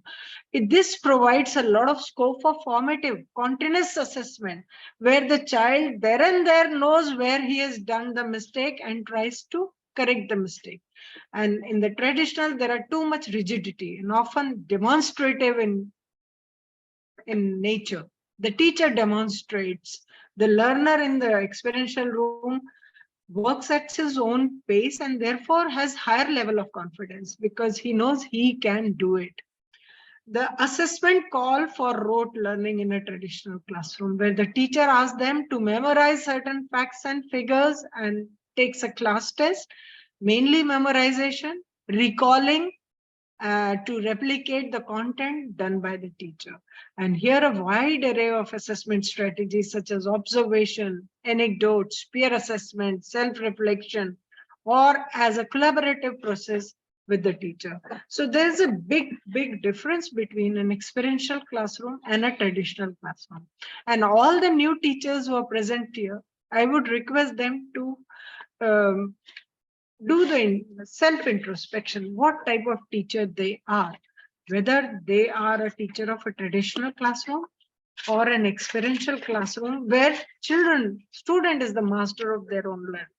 So this is what we aim at. Experiential learning aims at self-learning. Next.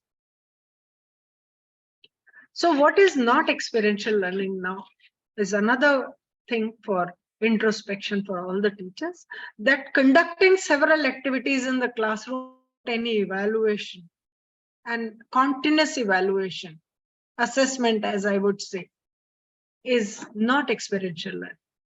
Then field trips and excursions without any specific learning objectives. Often teachers say that we've been to this park, this place, but this excursion, but there is no specific learning objective. There is no assessment there.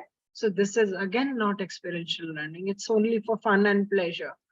Then using not so easily available and expensive resources for learning, because experiential learning does not need any kind of expensive resources for learning.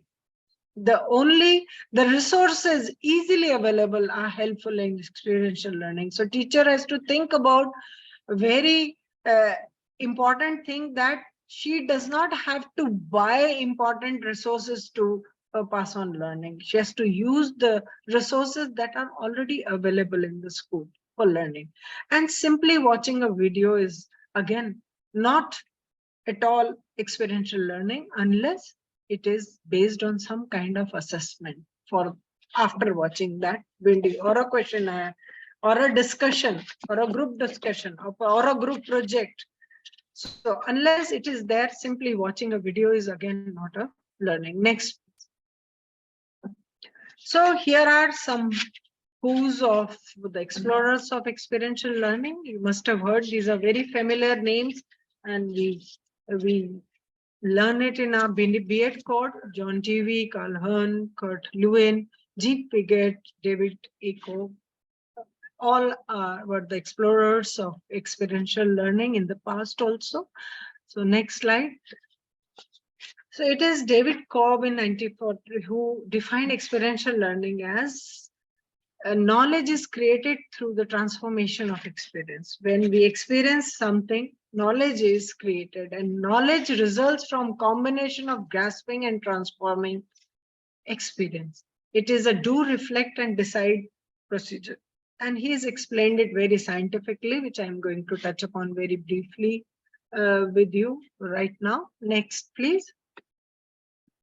So Cobb's model of experiential learning is concrete experience, then some reflective observations, then some abstract conceptualization, then active experimentation, back to concrete learning. Explain it in this detail. Next slide, please.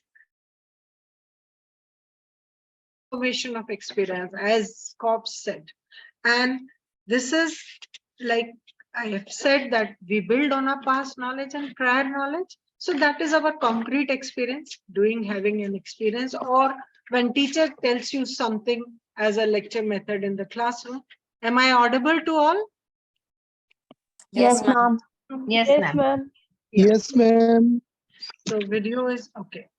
So when the teacher demonstrates something in the class, relates the past experience, the previous knowledge, having an experience, this is a concrete experience, that is the fact, concepts, information, new experience or situation that leads to the reflective observation, that is thinking, feeling, what did I feel, reviewing and reflecting on that experience. Then comes the abstract conceptualization, that is reflection gives rise to new ideas. And then findings, why did it happen, inquiry and analysis, and then concluding learning from the experience. That leads to active experimentation, that is formation of abstract concepts and new ideas, generalization, conclusion, synthesis of knowledge. Everything takes place in this kind of experiential learning when the active experimentation takes place and the child adapts, he evaluates, implements, application of knowledge and ideas is there, and the testing of new skills and abilities. So this future constructs what do I do next and show the real world situation. I take the example of riding the bicycle. So riding a bicycle where the child goes through all these different cycle which I have explained through, it is not essential that one should have a reflective observation first or a concrete experience first or abstract conceptual. Anything can happen anytime and it moves in a cycle. Next, please. So there's an open question. What happens when you first decide to learn to ride a bicycle? What happens? In fact, if there is time, you can either type and quickly say something. What happens when you decide? What do you do first? Do you read a brochure on cycle, how to ride a cycle, or you pick up a cycle and start riding? And what do you do? Ma'am, we pick up a cycle and start riding. So you pick up a cycle and start riding, and you may take somebody's help in riding a bicycle. Sometimes you may also fall down and again try to understand what is the scientific idea behind riding, how to balance your body with the two wheels and the paddles. Then you learn that you do it yourself. Somebody can hold you with the additional wheels for some time, but it is only for some time. But then you have to independently ride the cycle. And one question, hello,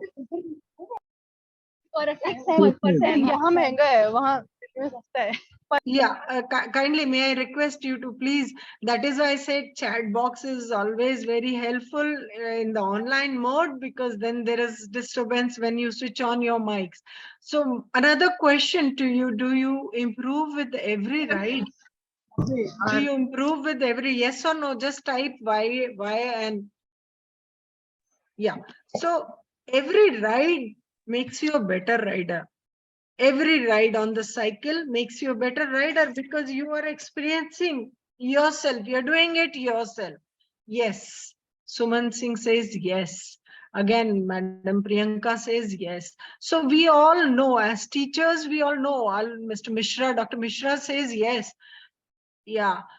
Shriyanshi also says yes. So as teachers, we know that when we experience something ourselves, we learn better. But normally we don't practice it in the classroom. We only think of completing a lesson in the classroom by lecturing it, and we move ahead by doing a certain set of question answers given at the back, and then giving an homework, giving homework in between, and then move on to the next lesson. That is only the textbook oriented teaching. Next slide, please. So learning to ride a bicycle is a concrete experience, but receiving some practical tips and techniques from the expert and start riding a bicycle. Like a teacher says, pick up your cycle, but first you start to put your first leg on the pedal, and then you balance it, then you try to move the cycle a little bit ahead, and then you start riding. So you get some concrete experience beforehand, then you have some thinking what is not working, then you have to do it yourself. You have to think, did I ride well? Could I balance the cycle? Or I just fell down? Then you have to do some abstract conceptualization, understanding the theory behind, the scientific idea behind the cycle concept to improve your next ride. That you have to do it yourself. And then there's another active experimentation that you have to do, attempt a new way to ride the bicycle. Even after falling 2-3 times and getting your knees and hands bruised, you try to ride the bicycle again. So that's a very beautiful example of how learning takes place. Next, please. Next, please. So this is, you gain you gain a concrete experience. You start riding a bicycle. That's the step 1. Then you reflect on your observation. What is or is not working? That's the step 2 in riding. Then you do some abstract. Step 3 is you do some abstract conceptualizations and how to improve your next ride. Unless you think about it, आप मनन नहीं करेंगे जब तक आपको समझ में नहीं आएगा कि आपने कहाँ गलती करी साइकिल राइडिंग में. और फिर उसके बाद अगर आपने एक बार वो साइंटिफिक आइडिया अच्छी तरह से समझ लिया, तो फिर आप एक्टिव एक्सपेरिमेंटेशन शुरू कर देते हैं, आप हाथ छोड़ के भी बाइसिकल को बैलेंस करना शुरू कर देते हैं, and you become a perfect rider. And that is how learning also takes place. Like you learn to ride bicycle. And teachers have to understand very clearly how learning happens in the classroom and then plan the lesson accordingly. Next slide.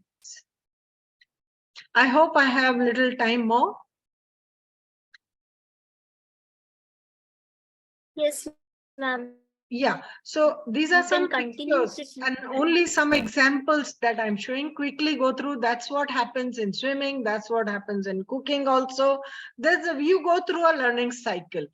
There's a learning cycle in everything that you do. Either you make tea or you drive a car. Next, please. So this is an example.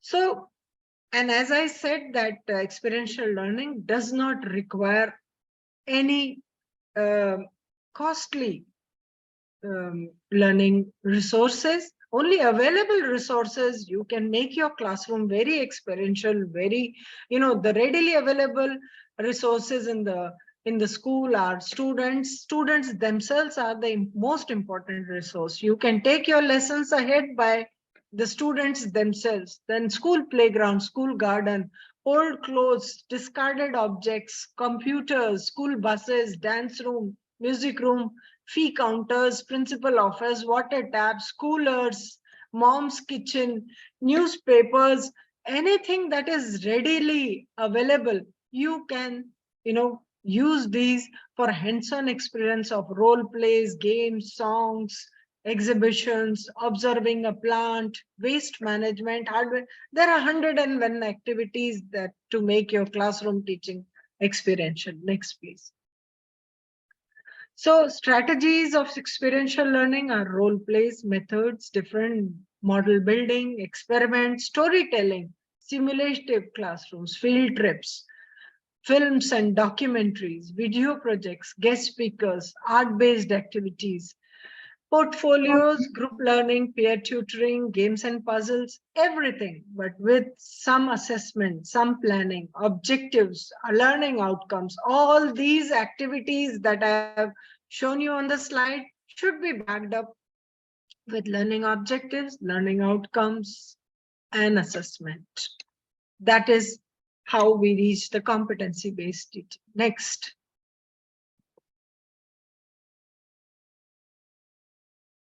So here I'm just showing you some of the slides of the experiential learning. What does an experiential learning classroom look like? This is an experiential learning. Next, quickly go through the slides because these are just the slides. Yeah, this is an experiential learning classroom. An experiential where children are taking notes from a school herbal garden. Next, bagless days, NEP, envisaged by NEP. Growing and doing something themselves is an experiential classroom. Next.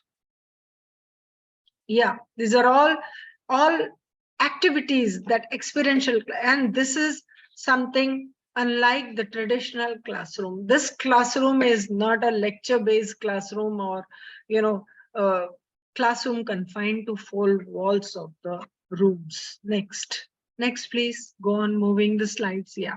This is again experiential learning, some activity done on the sheets. Next, please go on moving. Art integrated activities are again experiential learning. Next, this role plays. Next, model making. Correct. Next, group presentations. This is a kind of a collaborative learning. Cooperative learning and collaborative learning are important part of experiential learning, where children share their experiences in groups. Next, please. Yeah, nutritious food making. Next.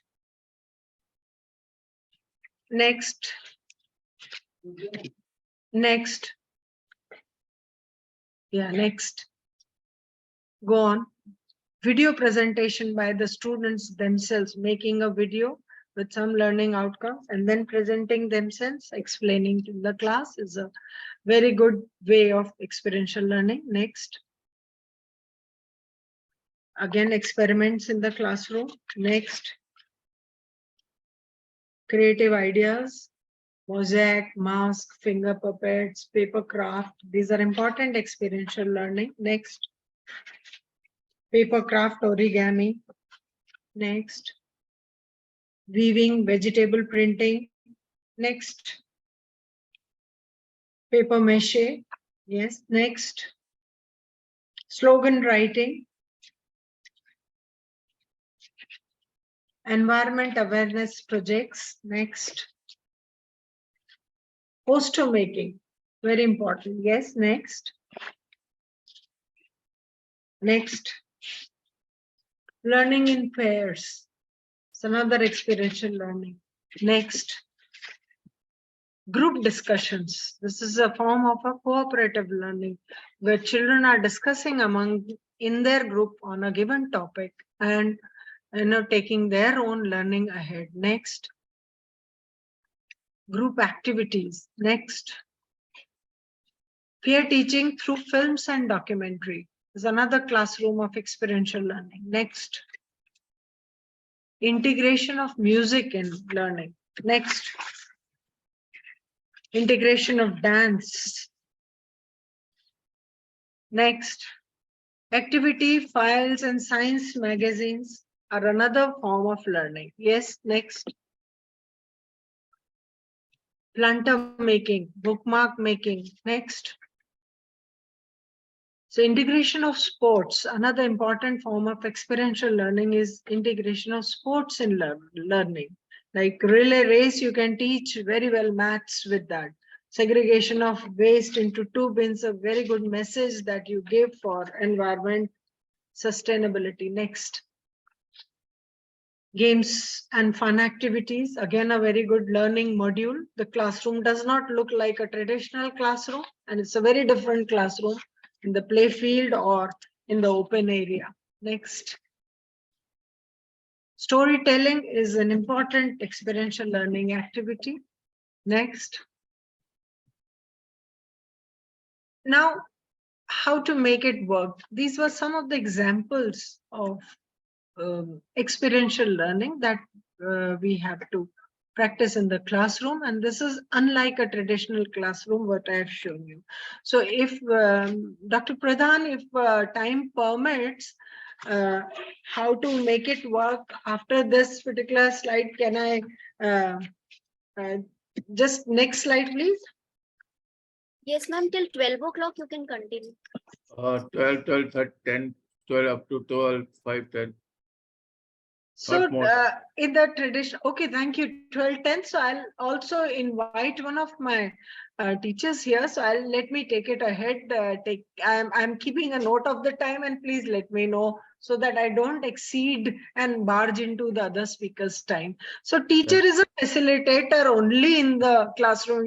You have seen the slides where children have taken their ownership. I have taught you through the slide, I have shared the slide with you that in the experiential learning, children have to take ownership of all the examples that I touched upon, talked about ownership of learning. We have to make our children owner of their own learning. Teacher is simply a facilitator, not a demonstrator, not a lecturer there. Just a facilitator, putting the student at the center and involving them in the decision making and problem solving. Even the lessons can very easily planned with the help of the students. We can have a brainstorming session with the students that this activity, let's plan how to go about it. And students will give you very valuable suggestions how to move ahead. They will teacher has to provide spontaneous opportunities and design activities for learning, engagement with challenging situation, experimentation, and discovery of the solutions.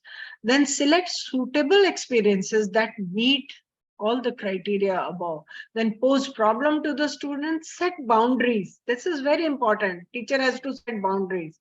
What has to be done, what the children should not attempt doing. Then support learners, provide suitable resources for experiential learning that are easily available with you, ensure physical and emotional safety of the students. Nobody is hurt by an activity, and it is not a very gender specific. A teacher has to keep in mind several things and think about the physical and emotional safety also.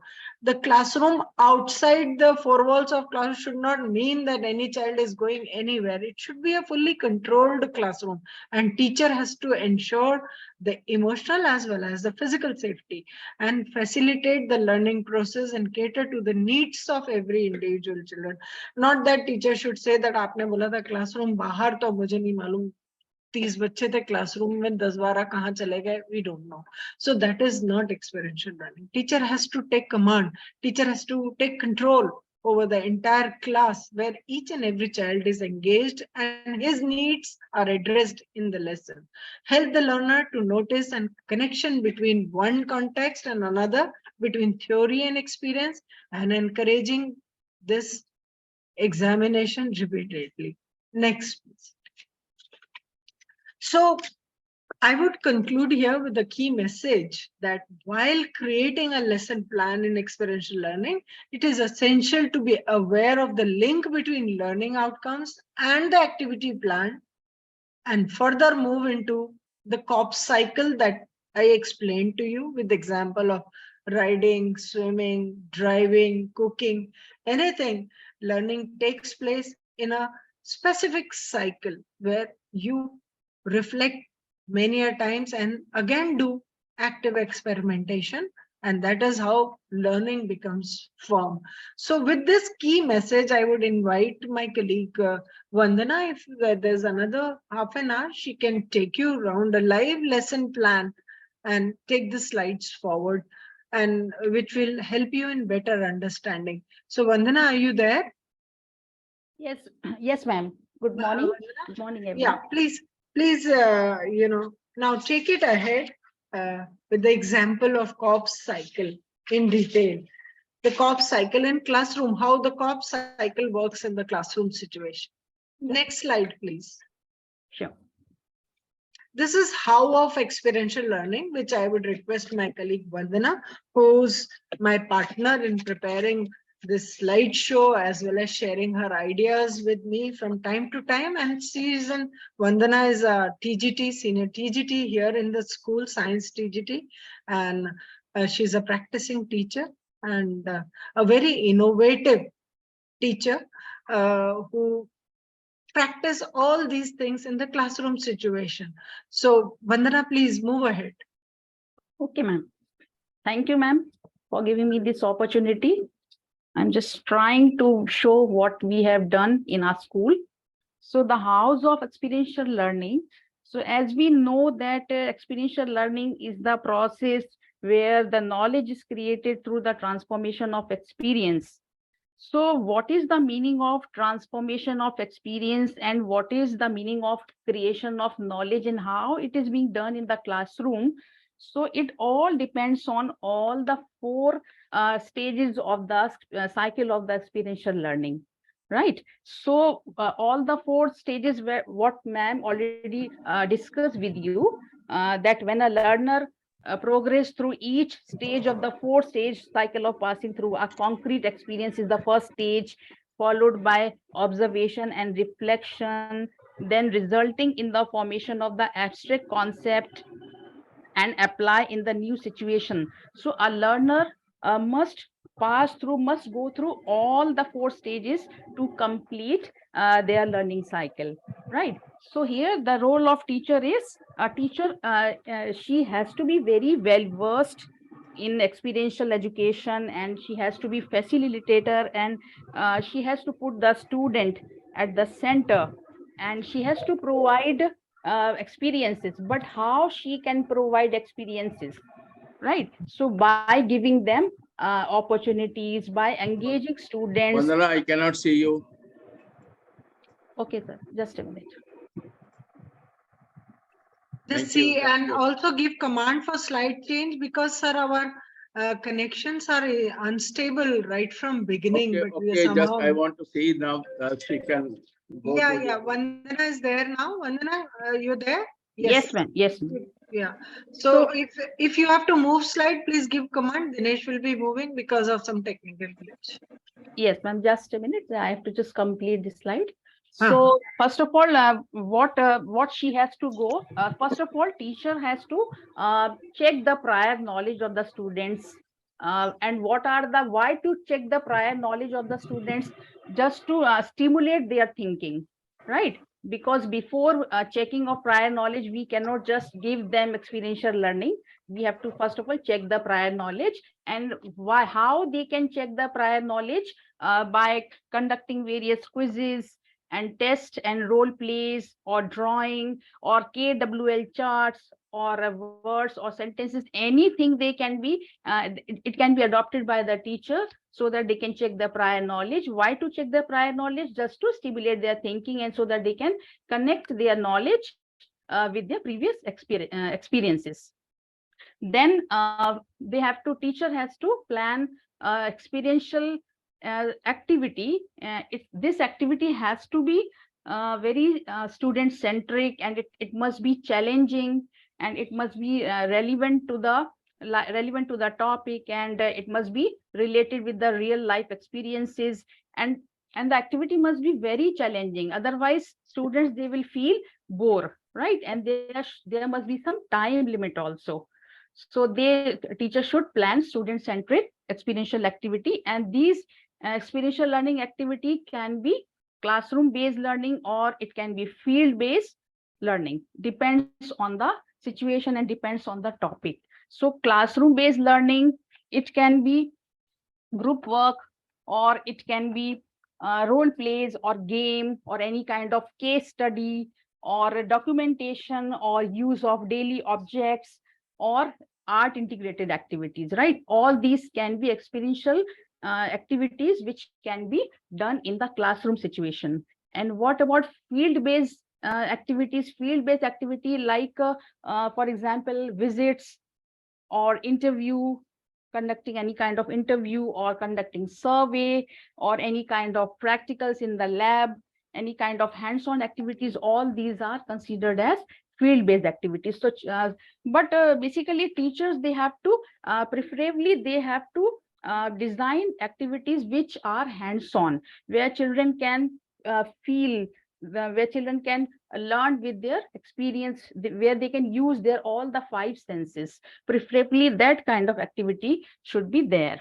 And at the end of the activity, um, there should be students should be able to create something new. What is the meaning of create something new? When they can use their own ideas, their own creative ideas, where they can design anything, where they can solve, they can give them some solution, right? Next slide please. Thank you. So before starting the any experiential activity, teacher should explain all the ground rules uh, and learning outcomes and assessment rubrics also, right? Children should know on which basis this activity has to be assessed. So all the rubrics, all the parameters should be explained properly. And teacher should ensure the availability of resources, and any kind of resources can be used, and they should use daily objects as class stationery or leaves or stones or toys or students themselves, etc. Or yes.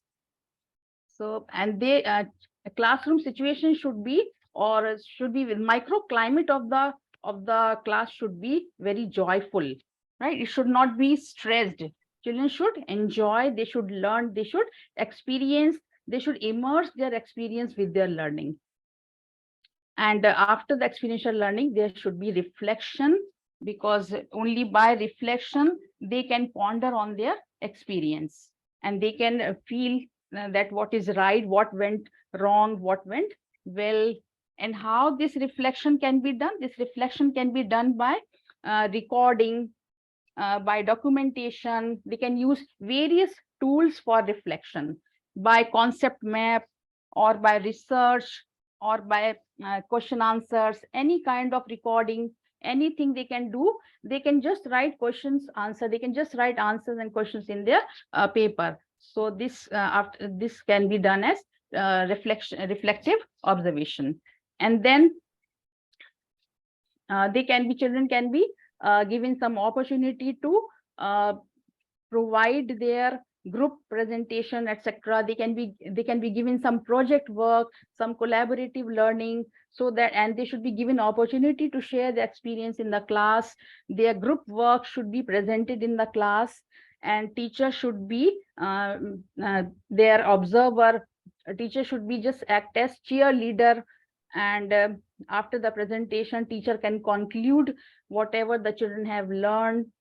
And after this is abstract conceptualization, and after this children can use their ideas and they can create something new. Next slide, please. So this is the basic application of gold cycle in the classroom. So here you can see the first step is concrete experience and how it goes. Number one is first teacher has to check the knowledge, then introduction by giving any ice-breaking activity.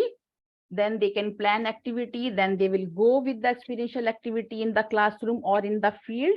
Then they can discuss on the process, and this assessment can also be conducted. And after this, after finishing this experiential activity, the reflection it starts. So this reflection, it goes for teacher also and for student also.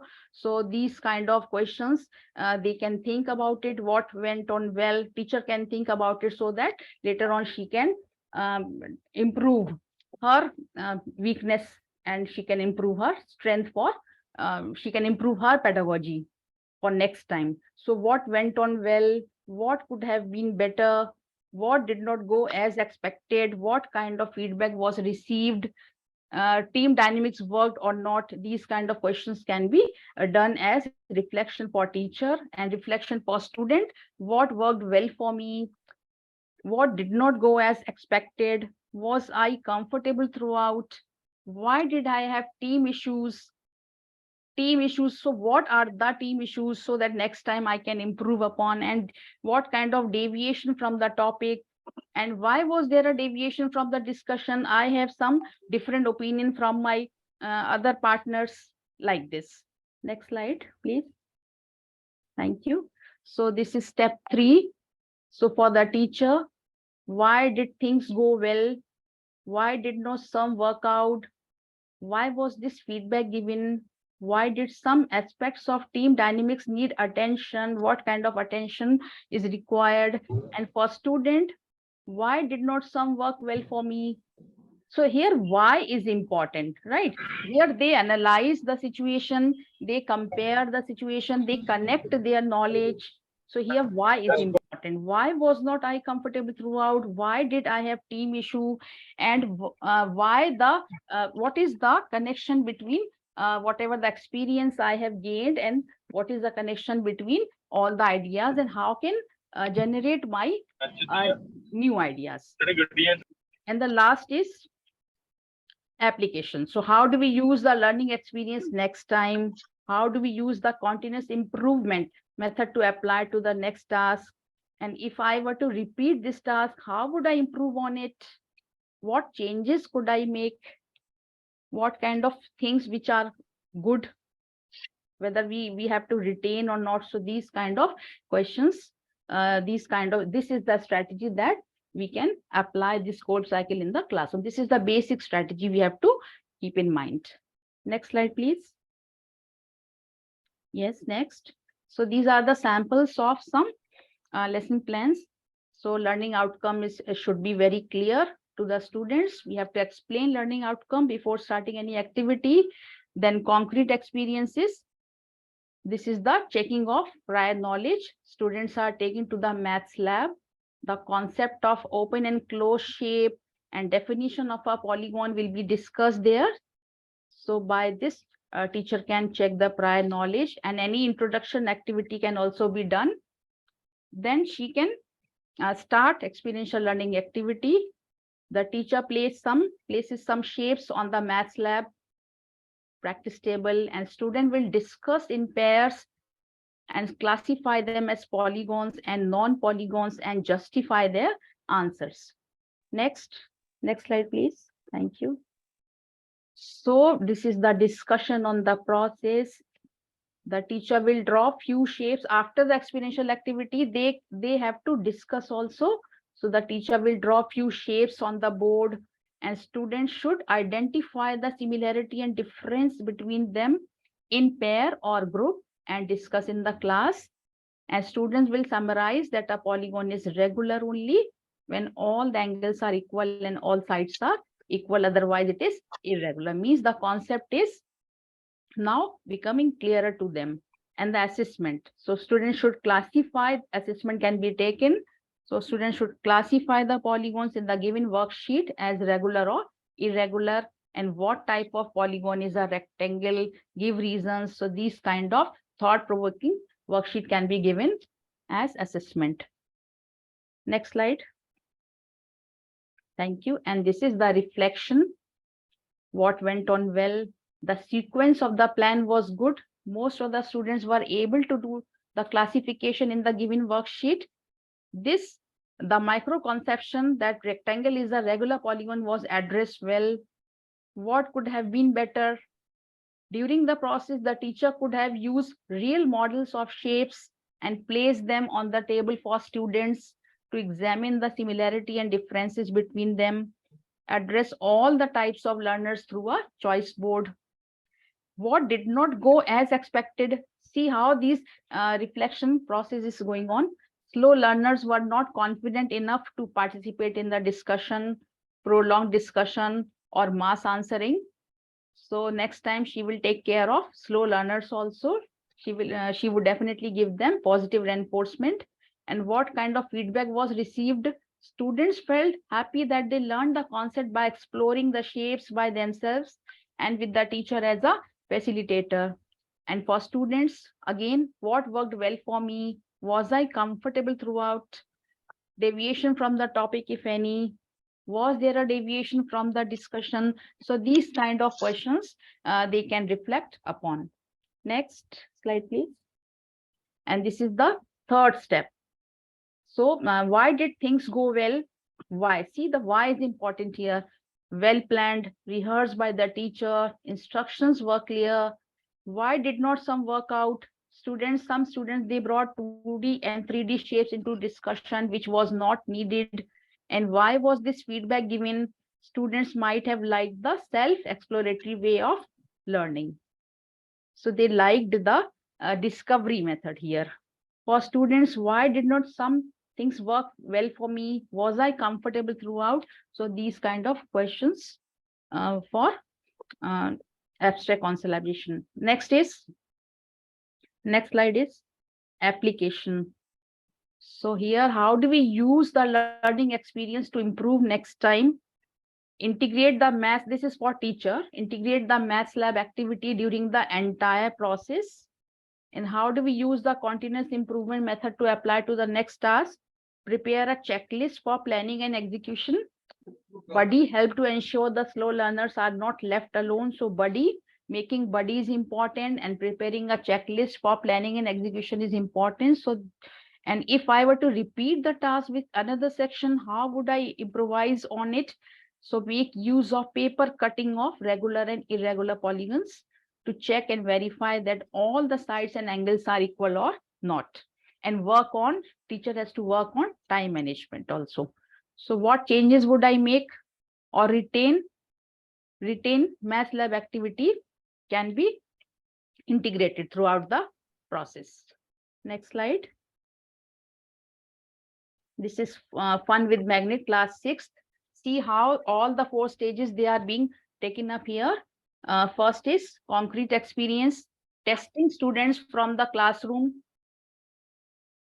Children, they bring some objects from the classroom in the lab, in the science lab, and they use bar magnet, and they can check which gets attracted and what doesn't. This is the experiential activity. Before starting this experiential activity, prior knowledge can be checked. What is magnet? And what is magnet and how magnet is different from a simple piece of iron. So this prior knowledge activity can be done before giving them concrete experience. And after this, live objects, children can see, children can test in the classroom also, and they can reflect upon what and why doesn't happen, and they can record and they can tabulate their information, they can make record and they can make inferences from there, and they can think about it. Then third is they can connect their ideas, they can compare their ideas. So these kind of experiments they can also do to check the knowledge. Experiment on bar magnet, hanging bar magnet to a pole. The magnet always point to north-south direction, or identifying the 4 directions using magnets. So these kind of another experiments apart from simple experimentation of attraction and the repulsion, they can do these kind of experiments also to compare the ideas. So this is known as transformation of experience into deeper knowledge. Slowly how experiences are transformed into deeper knowledge, and finally how deeper knowledge is transformed into active experimentation, where they can where they can create something new. So here they can make their compass using simple materials like needle or bar magnet or bottle or cork. So they can make their own compass, right? So with their own creativity. So see how this chapter can it is constructed upon the 4 elements of the Kolb cycle. Next. I think Vandana, the time constraint with these 2 examples of experiential learning, we can stop here. And because I think Dr. Dipali Pradhan must be thinking that we have almost reached 12:05 now, and it's time for the next speaker.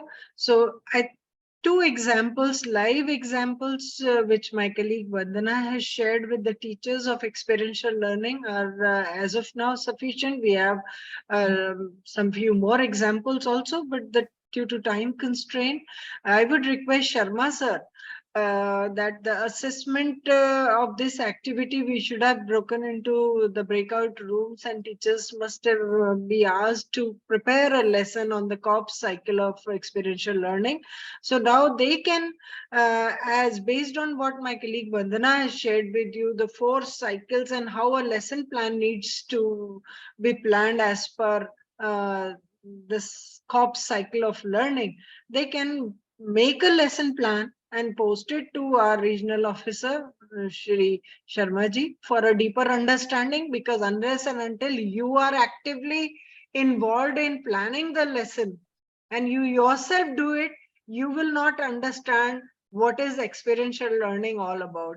So that is why I requested my colleague, she's a practicing teacher, and she has planned a lesson based on the experiential learning model, and that is how she was able to explain and teach others.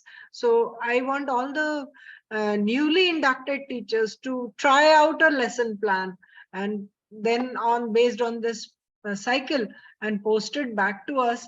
That will give them some deeper probe into this concept of experiential learning. So with your permission, sir, should we stop here, Sharma sir? Thank you very much. I think thank you everyone for this wonderful opportunity to share this with you all. Thanks on behalf of Vandana also. Any questions you can ask. Any teacher you want to ask any question, you may ask. So questions will only come, sir, when they practice and make a lesson plan on this model of Kolb's. Based on that, they prepare an experiential learning model, and then, think of some questions. Okay, thank you. Thank you very much. Dipali? Yes, ma'am, you drew the audience in and held their attention for more than an hour. So this interaction was indeed a valuable learning experience for all present here. And we are honored and blessed to have you with us. I would say we could just get a drop from the sea of knowledge that you possess. And I would also like to thank Ma'am Vandana Pandey for sharing her views on house of experiential learning. And as Ma'am said, that the teacher should make their lesson plans and should send them to Dr. A.K. Sharma sir, and which further Ma'am would see and give her views about them. So what Ma'am has taught, if we practice, it is only then that this induction program is going to be successful. Isn't it, Ma'am? Thank you so much. Yes, that's Thank what. you. Thank you, ma'am. So Thank we you, have ma'am. talked about the what, when, who, why, and the how part. They have to Yes. practice a little bit. We touched upon that, and they should practice it now. Yes, thank you, ma'am, for being with us. Thank you. Now there is an announcement for the participants. Nitesh sir is going to share attendance link. So the attendance link will be there in the chat box. So please mark your attendance.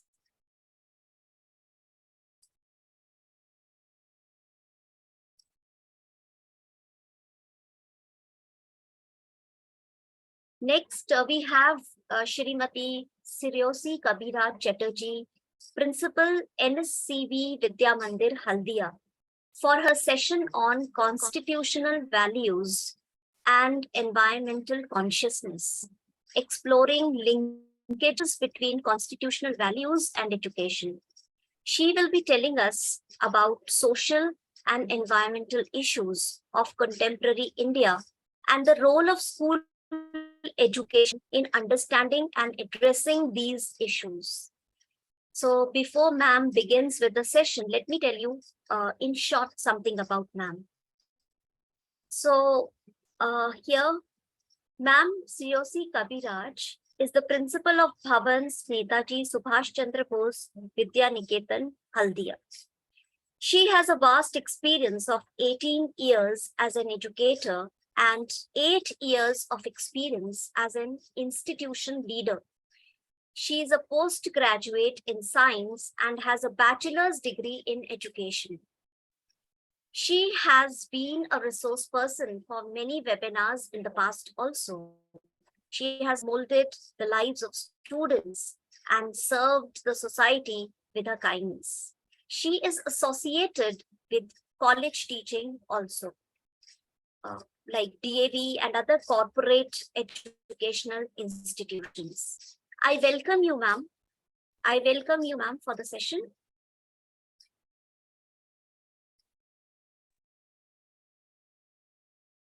Namaskar, my pranam. Thank you, Madam, Dr. Dipali Pradhan, Madam, for introducing me and with such beautiful and loving words. First, a very warm afternoon. I know the afternoon is really warm in all the parts of the country. And a special thanks for the initiation to Dr. A.K. Sharma sir, our regional officer, for conducting and organizing such type of an webinar and induction program, which not only will help our newly joined educators to get into the culture of Bhavans and the contemporary education, but also as educators, it will help us to reframe, reorganize, and improvise those things in our everyday education matters. Thank you so much, Dr. Sharma sir. Thank you, madam. And thank you, Anju madam. It was really motivating and inspiring. I was present in the session. Now, my dear educators who are newly joined, madam has already introduced. I am Sriyosi Kabiraj and I hail from West Bengal. The school is Bhavan's Netaji Subhash Chandra Bose Vidya Niketan. It is in the southern coastal part of West Bengal. Those who are not aware, there are many friends of Tripura and the neighboring states also. So is as a heritage of Bharatiya Vidya Bhavan and with the blessings of Dr. K. Munshi, I would like to tell one thing, that this type of initiative doesn't happen everywhere. It is only where education is taken as a service to the nation, as a service to the society. With this thought, I would like to start my induction and orientation, that is on constitutional values and environmental awareness, and how at the school level, if we do not inculcate these two things, we will be not left with anything for our future generations that I can imbibe into. Before starting, I would like to address a small thing. Today morning, when I opened the newspaper, it was really heartbreaking. The first headlines was a 7-year-old child, a mother, and a kin has been killed in Manipur due to ethnic differences. Are we living in such a democratic India? That really hurt my conscience, that where we are, why we are not incorporating these values into the students from day one, which will be serving the nation. It is not the degree that is important. It is how they serve the nation back with their education that will really make the education a valuable and a blessed one. Let me start my presentation with all your opinion and values, and I'll be sharing, and definitely it will be not a passive session of listening. We will be interacting on and off, and any queries you have, you can ask me in the chat box, or I will give you definitely some of the time for asking me the questions back.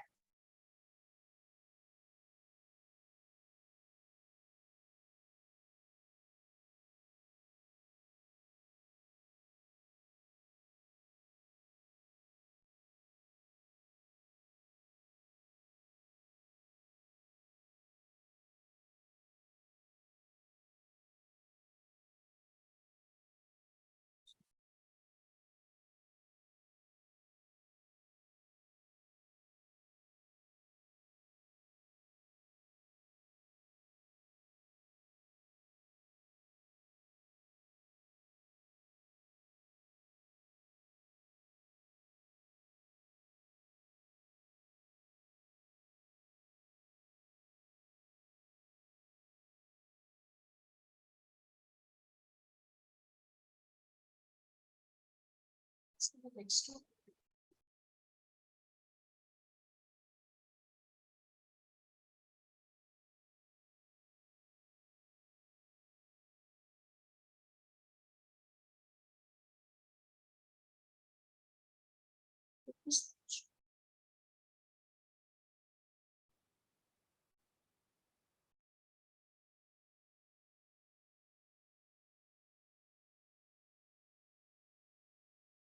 Is the screen visible to all?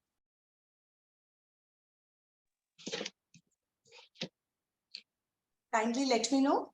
Yes, ma'am. Is it Ma'am. visible? And am I Yes. audible to all of you? Yes, ma'am. Oh, Yes, thank you. Thank you so much. So this is the first, we have to talk about, everybody of us are aware of our constitutional values, but a briefing about the constitutional values is very important in today's world, where there's so much of intolerance and where there is so much of hatred in between. So I will brief about the constitution. I know all of you are very well educated, having very diverse backgrounds, but still a small briefing about the constitution. You know, the constitution is a set of fundamental principles, the basic rules and the establishment precedents that identifies, regulates all the aspects of the state. Sorry to disturb you, ma'am. Yes, Your Gmail account is only visible. The presentation is not visible to us right now. Presentation is not visible? Yes, ma'am. Only the Gmail Yes, ma'am. account is Presentation visible is right not now to us. visible.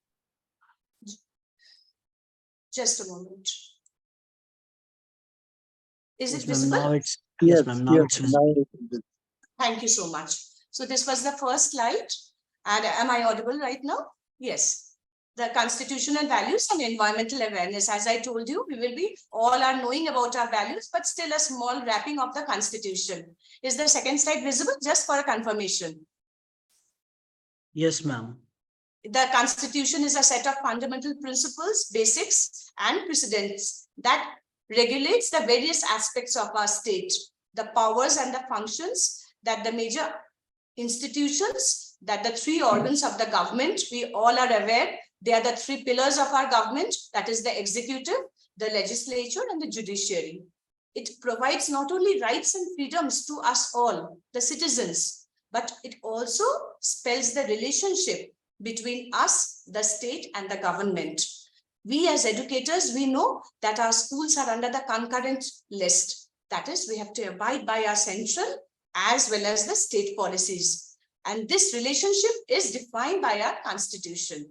You know, our constitution may be written or it can be unwritten also, but it should contain the fundamental laws of the land. It is only the supreme and ultimate authority. Any decision which is not in accordance with the constitution is definitely unlawful. We can never do any decision which is unconstitutional. And the constitution not only lays down the limits on the power of the government or avoid the abuse of authority. And definitely one most important thing is the constitution is always a living document. What do I mean by a living document? It is not static. It has to be amended and changed time and again, and there should be flexibility enough so that according to the needs, the aspirations of the society, the amendments and regulations are done. In view of this, I would like to tell you, and you are all aware, that our constitution is the longest written of all constitution. And it was definitely made by a representative body, that is the Constituent Assembly. And it is very proud to tell that mostly all of them were the freedom fighters who took part in this framing the constitution. They are all the founding fathers of our Constituent Assembly. The process of making the constitution, you are very aware, the experiences and the functioning of the constitution of other democratic world was taken into account, because before India got freedom, most of the countries had their own constitution and democracy. And the constitution came into effect. We are all aware, it is now the Republic Day, 26th of January, 1950. Anybody can tell when is our Constitution Day celebrated? Because it came into effect on 26th January, we celebrate it as Republic Day. But when is our Constitution Day? 26th November. Very good. Thank you so much, sir. 26th November. Why? Because it was presented and the drafting was completed. It took almost 3 years, 13 days, less than 3 years. It began on 9th of December, 1946. And our Dr. Rajendra Prasad was the president, who was the president of the Constituent Assembly. And needless to mention, Dr. Baba Sahib Bhimrao Ambedkar, who was the chairman of the drafting committee. And it all completed on 26 November 1949, approximately 3 years. And the constitution was adopted by this draft that was presented by the drafting committee. The Constitution of India defines all aspects of the political system and the basic objectives. So let me first finish this part. It also comprises of the territories that India will comprise, that our free and independent India has.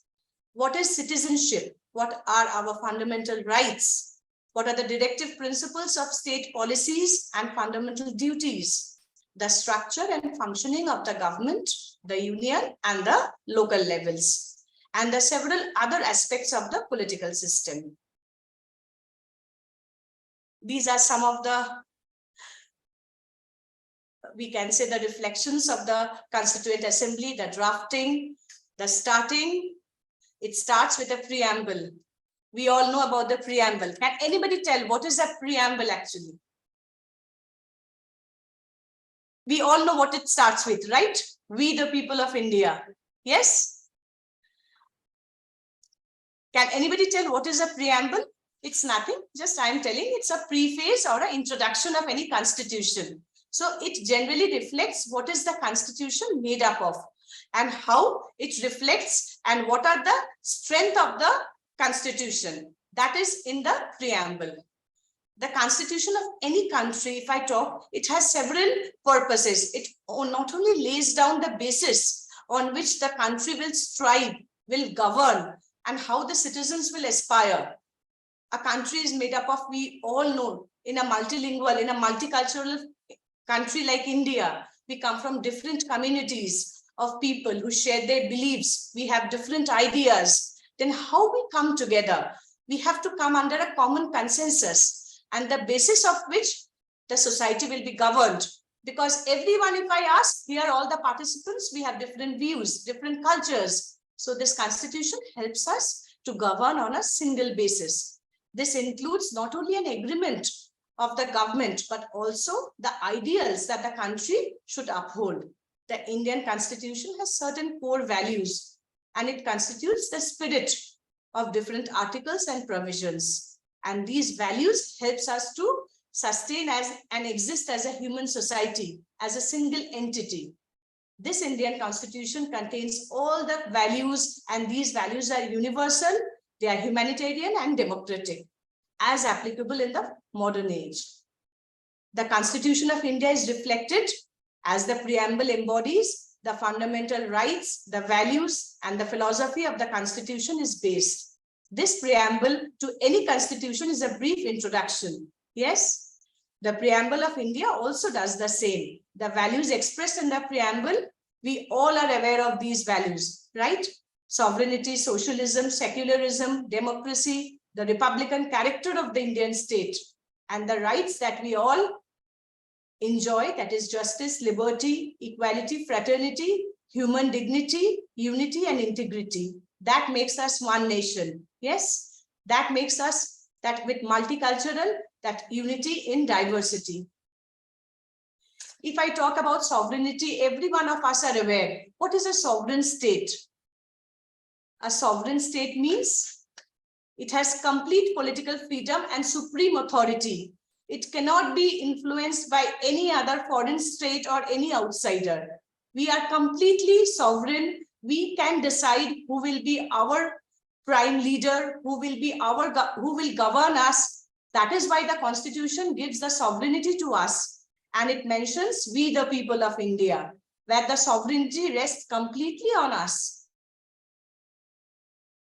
This means every constitution authorizes and the organs of government derives the power wholesale from the people of India. We empower them. Nobody else can empower them. That is why we are such a sovereign state. Coming back to the next, the socialism. That is very important in today's society. We are from all equal strata of the society.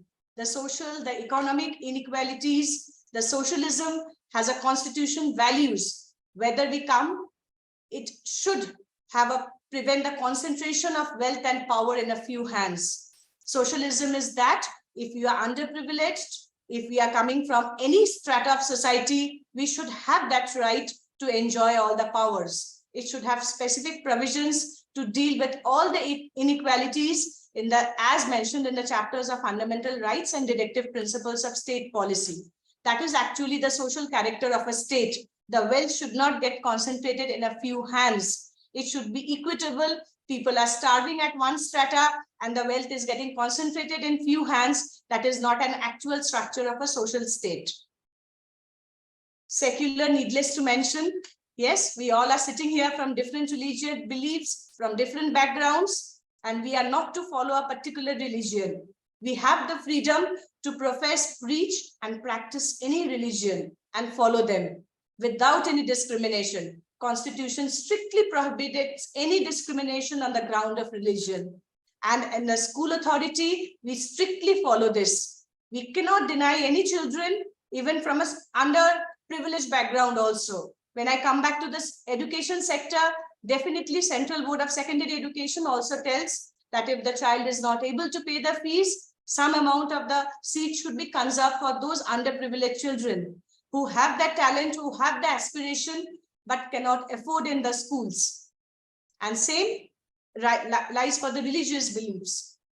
And then in the true sense, India is a democracy. The democracy means people will elect their own representative who will control the government of different levels, including the universal adult franchise.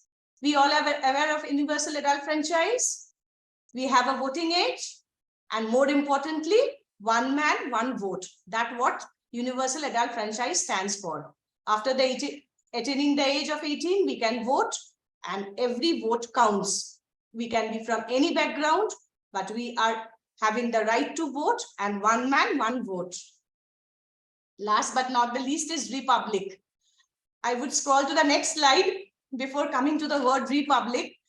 Anybody would tell me what is a republic state? What is just not to make the listening passive, because these are the long hours of the warm afternoon. What is a republic? We all know what is a democratic state. We are electing our own head. What is a republic state? Anyone? A republic state means the head of the state, that is the president. The head of the state is our president. He is also elected. He is not selected. He cannot be coming from a particular family. Otherwise, that will be monarchical form. The republic means the president is also elected and not selected. Now coming back to the next, the justice. Living in a democratic system, there is nothing more important than to ensure justice to all citizens. That is why not only the social and economic justice, but also political justice should not be denied. That is why our constitution makers have included our social, economic, and political justice as constitutional values. By doing so, we have given much stress that the political freedom granted to Indian citizens has to be instrumental. My dear educators, the freedom that the endless lives that were given for the freedom was only to make our society such instrumental that we can give socio-economic justice to every strata. Justice should not be awaited to any citizen. It is the only way to give an egalitarian society, a society where everyone is equal, a society rich or poor, justice should not be denied. Then comes the liberty. We all know that we have the liberty of thought, expression, faith, and belief. It is our core values of the Constitution, and it is assured to every member and to every community. Because it deals with democracy, we have attained the certain minimal rights, which is essential for our civilized existence. Next comes our equality and fraternity. Very important. Fraternity stands for coming one into as a common brotherhood, the feeling and the essence of brotherhood, which I told in the earlier part, that the news headlines were heartbreaking. Why can't we tolerate other beliefs, other faith, other cultures? Why can't we respect that? Equality means we all are equal. Fraternity is that the common brotherhood among all of us. As a Bhavanite, we all are united. As an Indian also, we all should be united. This absence of fraternity means it's divide and rule that the outsiders did for so many years, for thousands of years, dividing our faith, dividing our belief, making ourselves fight among us. So why should we continue with that? That has to be inculcated in our children. As an educator, I have felt time and again, children are single child, they are brought up in a nuclear families, they do not share, they do not have tolerance. My dear educators, in the classroom, that you will understand the situation. They are not taught to share, they are not taught to tolerate and respect others' feelings. It can be different, it can vary, but we have to respect. Feelings can be different, ideas, ideologies can be different. So fraternity is realized only by abolishing all these untouchability in the different sects of community, by abolishing all the communal and the sectarian beliefs in the discriminatory feelings among the society. Then comes the dignity of individual. Promotion of fraternity is essential to realize the dignity. It will essentially secure that every individual is dignified, whatever work they do, which we keep on telling, dignity of labor. Without a housekeeping staff, without a cleaner, a school cannot run for a day. So a child should wish good morning to our ayahs, to our cleaners also. They should have the respect and the dignity of labor for every individual. And the unity and integrity of nation. That is the outcome of all these characters. The fraternity, which promotes the critical values, the unity and integrity, only to maintain our country unified, which is very essential, fostering the inhabitants a sense of security and help India from the innovations of other countries. The invasions and the rules we have fought for hundreds of years, that should only be avoided if we are unified and if we are there's integrity among us. So going back to this part, the international peace and just international order that we have, that is for fostering good relationships. That is a state value also with our neighboring countries, with our neighboring states. We have to maintain internal peace as well as external communism. and the fundamental duties, which is preferred by citizens. It is true that the duties are not enforced. There is no such court of law that will enforce some duties that we need to teach our students. But fundamental duties have great importance, like patriotism, nationalism. Are they taught by any laws? My dear educators, they cannot be. But if these are not there, simple degrees, PhD degrees or big degrees will not help. These humanism, environmentalism that we will come into, harmonious living, gender equality, the scientific temperament and inquiry, all these are our fundamental duties. This will only help us for individual and collective excellence. If we do not inculcate these right from the beginning, when we are shaping their minds, it cannot be inculcated once they are grown up. This nationalism, patriotism, and more importantly, humanism has to be imbibed into them right from the school level and the primary level. Now coming back to the linkages that I will talk about, how constitutional values and today's education system are linked and enshrined, and how the Indian constitutions often shapes the objective, structure, and content of our education system. There are some very core linkages and important value-based linkages between the constitution and the education system, which we are to talk about. We are all aware of the right to education. It is a fundamental right which ensures every individual should have the right to quality education. I repeat my word again, quality education. The right to education is typically viewed as a means of quality, social justice, and individual empowerment.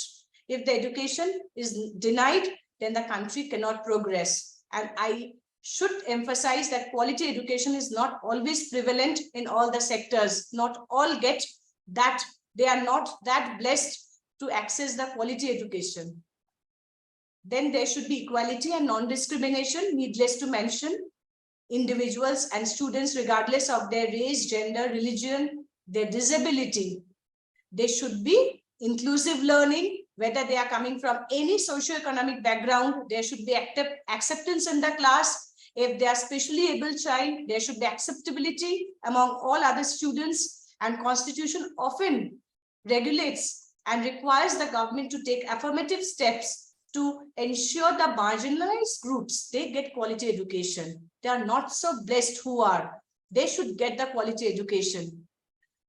And there should be freedom of thought and expression for the educators also within the classroom, and also help the students to engage in such participation, in such open dialogues, so that a student can also express the views. If the views are going against any core values, that can be very gently pacified in the classroom. But the freedom of thought should be there, freedom of expression should be there from both the learner and the learning community.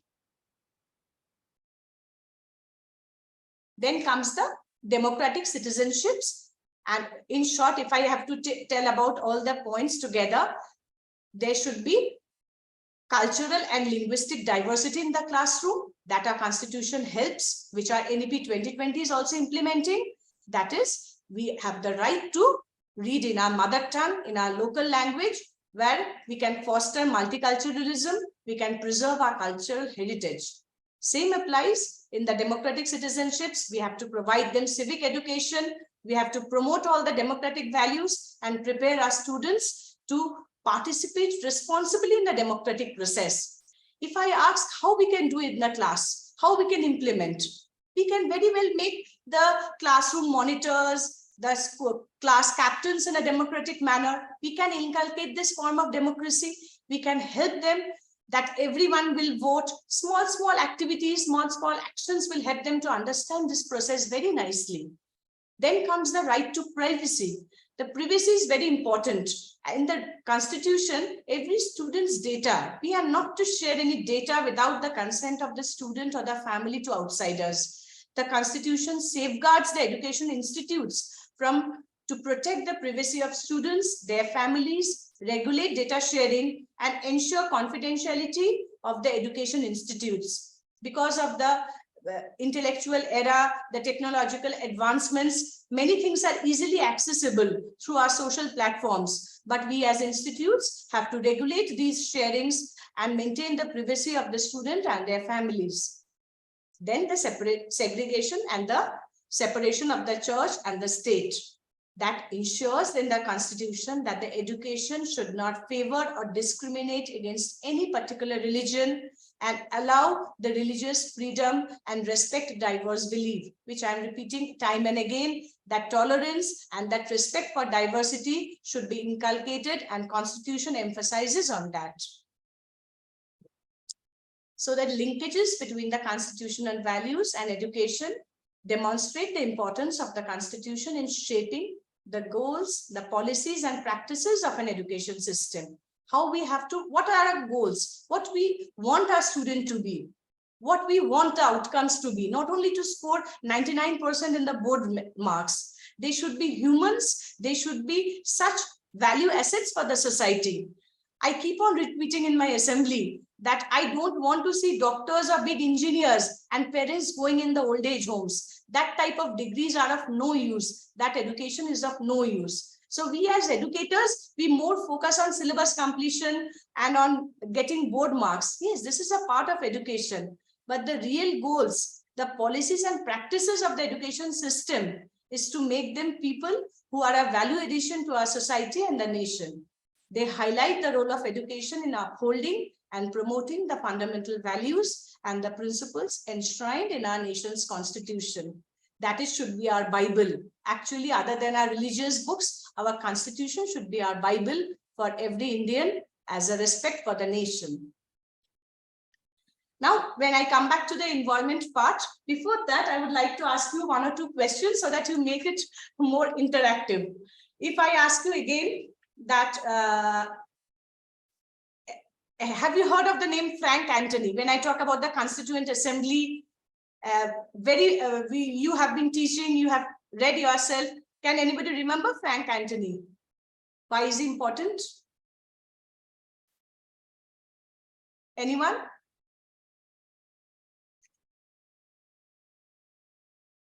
You can reply in the chat box also if you want. Frank Anthony, have you heard the name? He was major in shaping the roles and the principles of the Anglo-Indian community. He was a representative of the Anglo-Indian community. So this is how a state runs. You know, we have from the minorities, from the sub-marginalized communities also, we had representatives in our assembly who held in framing and drafting of the constitution. Now coming back to the next part, which is into my core subject. We all are aware of what is an environment. 5th of June, lately, we have all celebrated the World Environment Day. Yes, my dear educators, what was the theme of this 2023 World Environment Day? Please reply, it will be motivating for me also. Most of you are aware, day before yesterday, we all have celebrated. What was the theme of this year's World Environment Day? To avoid plastic. Yes, ma'am. Thank you so much. Yes. Shutapa, madam. Yes, it was beat plastic pollution. Yes. Yes. That is the only solution. But are we doing it? Solutions to plastic, ma'am. That was the exact theme. Solutions to plastic. Yes. So we all have to avoid and do it. And how it's possible now? Because it is an integral part of our life. Yes. Why to talk about environment when we are talking about imbibing constitutional values? Now the linkages of environment, constitution and student, why it's important. You know, as parents, what we are more into, what will be the bank balance I will leave for my children, what property I will leave for my children, but we are not aware of what air or what water I will leave for my children. Is it breathable or is it drinkable at all? Will my children be able to survive with much big bank balance? If the air or the water is polluted, we are not very aware of that. So we have to pledge that we can and we will achieve it. And otherwise, we will only leave darkness for our future generations. So the word environment, we all know, that is our surroundings. It includes everything from human beings to our plants, the microbes, which are very important, which we cannot see. How it stopped our life for 2 years, we have seen that. The abiotic factors, which are the major factors, which we all start our day with, the air, light, water, soil, everything around us, biotic and abiotic, is environment. So the relationships, the interrelationships actually, that makes a sustainable environment and a healthy environment. Environment is not only inseparable, every constituent is very closely linked with each other. May it be the physical, the chemical, the biological, and more importantly, the social and the cultural elements of the environment, without which we cannot survive alone. They are interlinked individually and collectively in different myriad ways, in various ways, in multiple ways. We are culturally, socially, physically, chemically, all bonded to each other. This natural environment consists of 4 interlinking systems. We are all aware of that: the atmosphere, hydrosphere, lithosphere, and biosphere. Now, why we have to read about these? Because we, the humans, and our activities has permanently changed this environment. We cannot tolerate the heat outside. Yes, nowadays when we were students, going out in May, playing in the summer vacation outdoors was very common. But can we allow our children now outdoors at 12 noon? It's not possible. Only because of the permanent changes that has happened in the atmosphere and in our environment. So these are the 4 components of the environment. The lithosphere, we are all aware, this is a solid earth. The gaseous surrounding, that's the atmosphere, the sphere of air actually, the water, the hydrosphere, and the biosphere. Now coming back to all these, I'm not going into details. You all know that without each element, without the proper composition and the proper structure of each elements, the environment cannot work. We will specifically mention on the biosphere, that is a sphere on which our life exists. It refers to all the interactions that take place on this earth, the water and the air, where all our plants, the millions of microorganisms, we all are surviving. It is not only about the species of animals and plants that grow, that feed and reproduce, but it is also a matter to other sciences. You know, we every day deal with different professions like agriculture, forestry, medicines. This richness of biosphere depends on different factors. How will life sustain in the oceans, in the land, in the air? It not only depends on the microbes, it depends on our human activities. Why? Because we have affected the rainfall, the temperature, the geographical references. Apart from the physical environmental factors, we, the man-made environment, includes different human groups, different infrastructures. We have built the production relationships, the institutional systems that we have devised. The social environment also shows in which ways the human society have organized themselves and how they function in order to satisfy their needs. Because of the societies, we are building all these, the infrastructures, the inventions. This has changed our rainfalls, our temperature, our geographical infrastructure, also the references. That is not only affecting us, but also all those who are not at all involved in it. It can be the plants, the other species, the floras, the faunas, everybody is indirectly affected due to our interventions.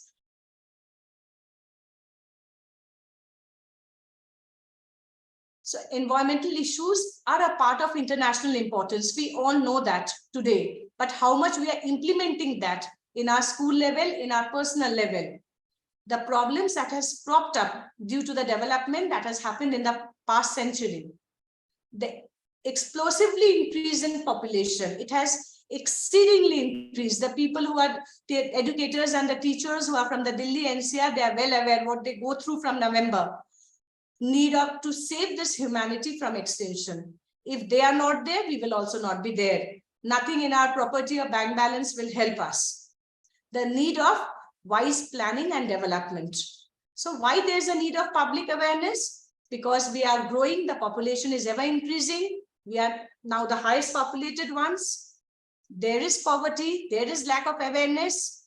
The agricultural growth that has taken rapidly in the last decades.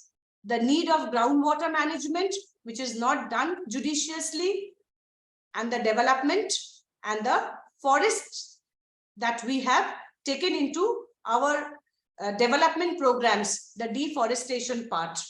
That is also very important and alarming. And for these reasons, we need the public awareness.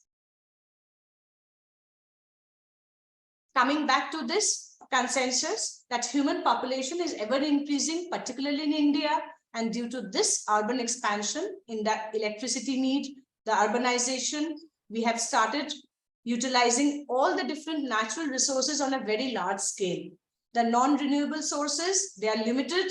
It cannot be replaced in one day. We are extracting everything, and this replenishment needs years together. After some time, these resources may come to an end, and it is a matter of concern. We have to ensure the balance between human population growth and this utilization of natural resources. This overutilization has created all these problems. It can be waterlogging, it can be excessive irrigation methods, unscientific use of water, and industrialization. If I come back to the place where I live, my dear educators, it is in Haldia, as I told you. It is in the coastal part of West Bengal, and the river is also very nearby. So it is a port exit where many industries are set up. You know, around the school, there are 8 industries, right from Indian Oil Corporation to petrochemicals, Mitsubishi, Exide, Haldia Energy, Reliance. So in this small area, if there are so many industries, because the port is nearby, the coastline is nearby, you can understand the amount of pollution the people face here. Every children are suffering from asthmatic problems. They are suffering from different skin disorders. So now the Environmental Act has stopped from refraining any more industries in this area. They are not allowing any industrial setup because of the good geographical location, and due to the less intervention and we can say not strict regulations were present before. So many industries came up in such a small area, which is a few square kilometers, which was completely unlawful.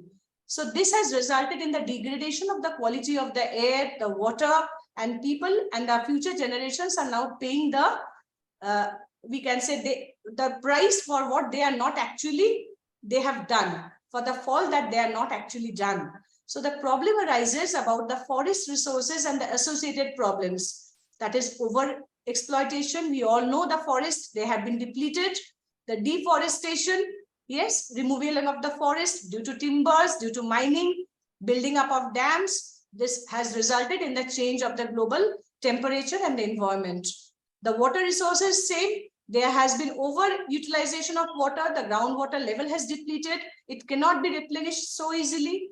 That resultant is the floods, the droughts, and there are conflicts over water. We all are aware, between states, between countries, adjacent countries, there are water conflicts that due to this over excessive usage of water, unethical building of dams, storing of water. This has happened. That has declined the natural flow of water. The replenishment is not that easy the way we are extracting all the natural resources. Same applies for the minerals, resources, and the associated problems.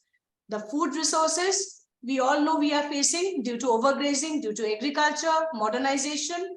The energy resources and the associated problems, the growing energy needs, how far we are aware of it. In the classrooms, fans are on, lights are on, children are outside playing, or during the break time. These are the things which we have to incorporate in our classrooms, which I'll come in there just with after finishing this slide. The land resources and the associated problems. Not only the energy, renewable energy problem, there's land degradation, the man-induced landslides. Often we read in the newspapers, people are going to the hilly areas, the landslides that you face in the northern parts of Bengal, in Gangtok, Sikkim, Darjeeling, or in the Uttarakhand area. These are all the man-induced landslides, the erosion and the desertification. So what is the way to sustain? It is only the awareness that we can do. At this current rate of consumption, we cannot replenish our nature. So the natural resources are depleted too fast for our futures to survive properly. It is our irresponsible usage that our resources will leave our future generations to bear the consequences of this exploitation. So environmental education now plays the key role to understand the repercussions caused by the exploitation and act accordingly. Same applies for sustainability. To be sustainable, this overexploitation has to stop. We have to make our living within the means, within the natural resources. And it is only possible when we have a proper awareness, proper implementation, proper improvisation. Now coming to the health benefits, how many of us touch the soil? How many of us walk barefoot? I don't know, even in a day we touch a soil, or even in a month, or walk barefoot on the field or in our school ground. Both for physical and mental health for us and our students. They can flourish only, and when we can benefit it, when we take our students outside the classroom. They are the ones who, when we spend time outdoors, experience the serenity, the healing powers of nature. This natural means is also called ecotherapy. If a patient is recovering, it helps him to recover from any and every type of ailments, from depression to blood pressure. It improves our eyesight if we walk barefoot. We all know, but how many of us follow? It has no hidden fact that a person who remains close to nature will be healthier, will be happier. Then comes the artistic imaginations. How many of us do that in our classrooms? That is definitely one quote from the cult film Dead Poets Society. We are all after medicine, after NEET, after JEE. Medicine, law, or engineering are the noble pursuits necessary to sustain life. But poetry, romance, love, beauty, these are what we stay alive for. So we have to stay alive for all these reasons, get the imaginations from nature, get the inspirations from nature. Environmental education can help recognize this hidden artist, raise awareness, and environmental threats of today's generation can be much better, can be much safer if we execute some drills, some green mechanisms if we can implement, which I will be showing to you. Now coming back to the renewable sources of energy.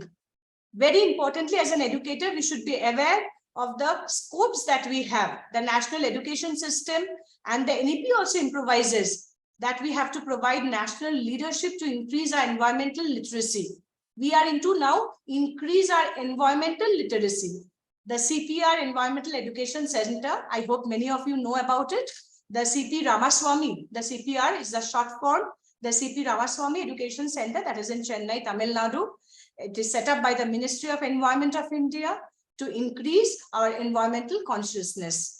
And there are different documentaries available, different books which are cited here, like Amitav Ghosh's books. There has been different documentaries which can help us, which we can share with our students to increase our environmental awarenesses.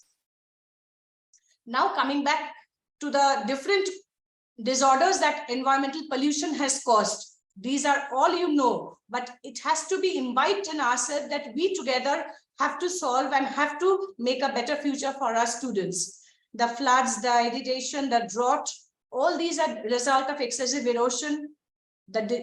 I told you about the location of the school. There are different respiratory disorders due to the accumulation of pollutants like nitrates. Mining is one reason, the chemical fertilizers, the excessive use of radioactive minerals, and definitely the improper irrigation practices. We are all aware why it is happening in the areas where chemical fertilizers, pesticides are used, insecticides, and they are not used judiciously for higher yields and more economic development. That has completely changed our organic chemistry and the soil chemistry.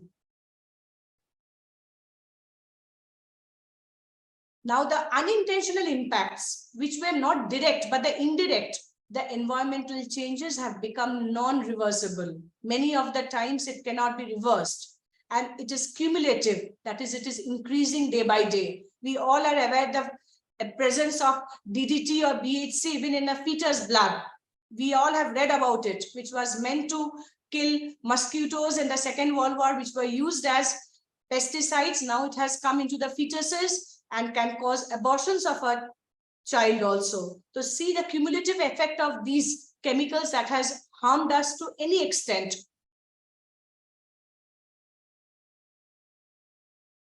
We are all aware that the problems of cancer, the respiratory disorders, not only to us, but also to the plants who are not responsible, causing chlorosis, necrosis, depleting the nutrients of the soil, And to us, different other, to all the aquatic animals, to the other animals, irritation of skin, the eyes, different airborne fluorides, the arsenic pollutions in the water, and definitely the detrimental greenhouse effect.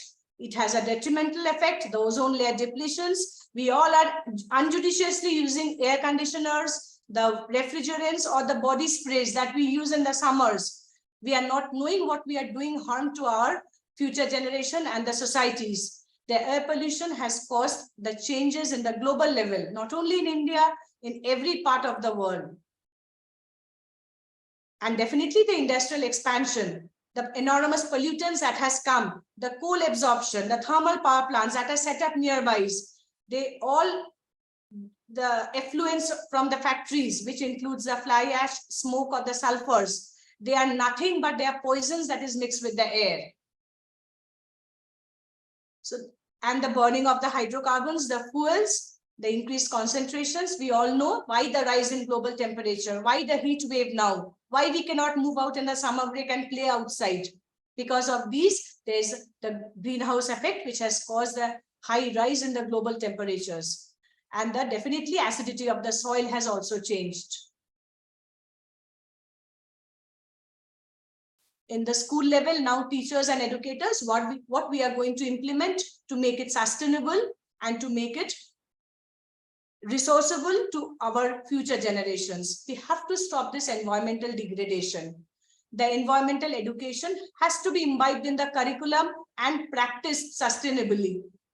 There are different ways by which we can do that. Eco clubs or making green clubs, they are important, but equally important is to sustain it and to maintain it. Not only for India's development and rapid growth, but this issue is very important for every gender, everywhere, coming from gender equitability to promoting the achievements. Everywhere this has to come up. We are all aware how even the ladies, they have hugged the trees, they have helped the degradation and the deforestation, they have stopped. So all these can be made aware in the classrooms by making specific groups to avoid and to focus on gender environmental degradation. Now, CBSE and NEP 2020 is also focusing on this. You know, the soil in our school, the water in our school, can't it be brought to our labs? How much time it takes? It can be easily brought to our labs, can be tested, can be shown to our children. What is the quality of the soil in the school? What is the quality of the water that is before purification, the normal tap water? What is the quality of that water or from a natural water resource nearby the school? These can be easily done. Our labs are well equipped. The children can do these testings. Even the simple air test, the dust test can be done in the labs, which doesn't take much resources.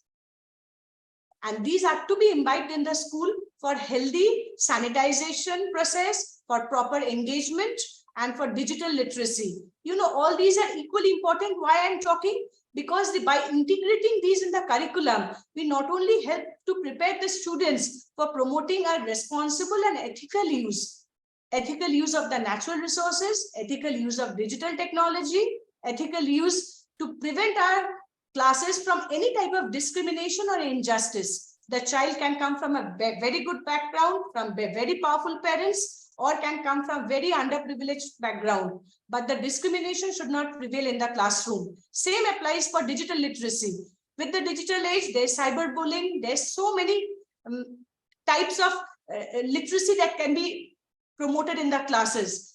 And why digital literacy is important? What about the e-waste? How to tackle them? How to help our children tackle about all these things? These can be only promoted by ethical use of technology, by helping them know and making them sustainable in the coming world. The real life situations between awareness, conservation, and sustainable development. It should not be a one-day affair for the Environment Day. It should be a continual program. Now comes the role of teachers. How to abide by these.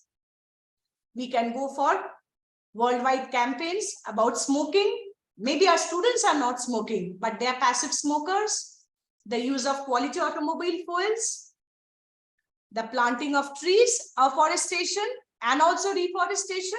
What is the difference between afforestation and reforestation? I'll be wrapping up in 2 more minutes. Okay, I'll not take much time. Ma'am, Afforestation and deforestation means cutting of trees and afforestation means planting. deforestation is cutting of trees. Yes, ma'am. RE, reforestation and afforestation. Afforestation is planting of tree. Yes. And Deforestation is cutting of tree. Yes, deforestation means cutting of trees. Of trees. Very good. And reforestation, RE. Reforestation refers to planting the same trees that were cut from that forest earlier. Yes, that means again. Re means again. We are suppose in deforestation, we have cut down the trees. In reforestation, we are planting the trees in the same area. As to, again, because making a forest takes years. Yes, the beauty of the forest. And afforestation is in a barren land where no tree existed earlier. And by checking air pollution, definitely by cyclone collectors, electrostatic precipitators, there are some baghouse filters. They are not costly. They can be easily in our school campus, in the society, these can easily be done. And they are sulfur-free and lead-free fuel. We can tell our students, we can make workshop for our parents. The non-combustible sources of energy has to be developed. Our factory chimneys has to be tall using air filters and awareness programs. Now the wastewater management. This was about the air pollution, now the water pollution. Wastewater has to be treated definitely, but how much treatment is done? Same applies for our schools. Proper filtration mechanisms, the minimizing use of herbicides and pesticides, and the pollutants should be removed either by absorption or electrodialysis. There are different methods by which the pollutants can be removed. The industrial effluents and the thermal effluents, and these can be easily shown with different types of models, make the children aware, make them visit to the nearby industrial areas. Every one of us has industries nearby. And the urban waste, which is reused to generate cheaper fuels like gas and electricity. The biological and physical methods are to restore the species diversity and maintain the ecological balance. Bring them out, bring them to our nearby park, our ecological hotspots, and show them what was existing and how it has turned, how we can revive it back.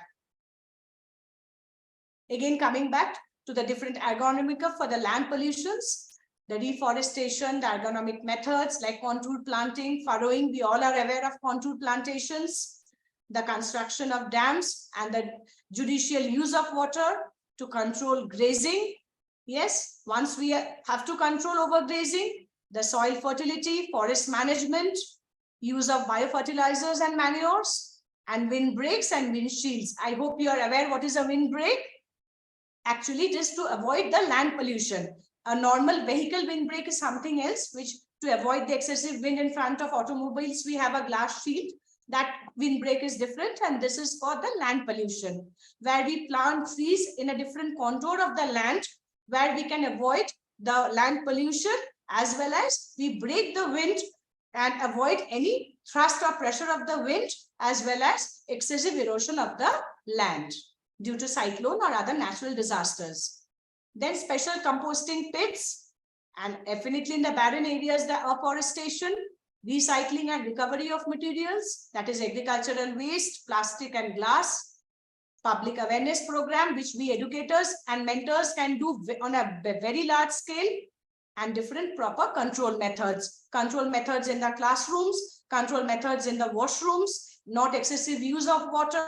The classes can be given the best awards, which use less water, which are aware, the switching of the lights and fans before moving out of the classroom, not using lights during the daytime when not required.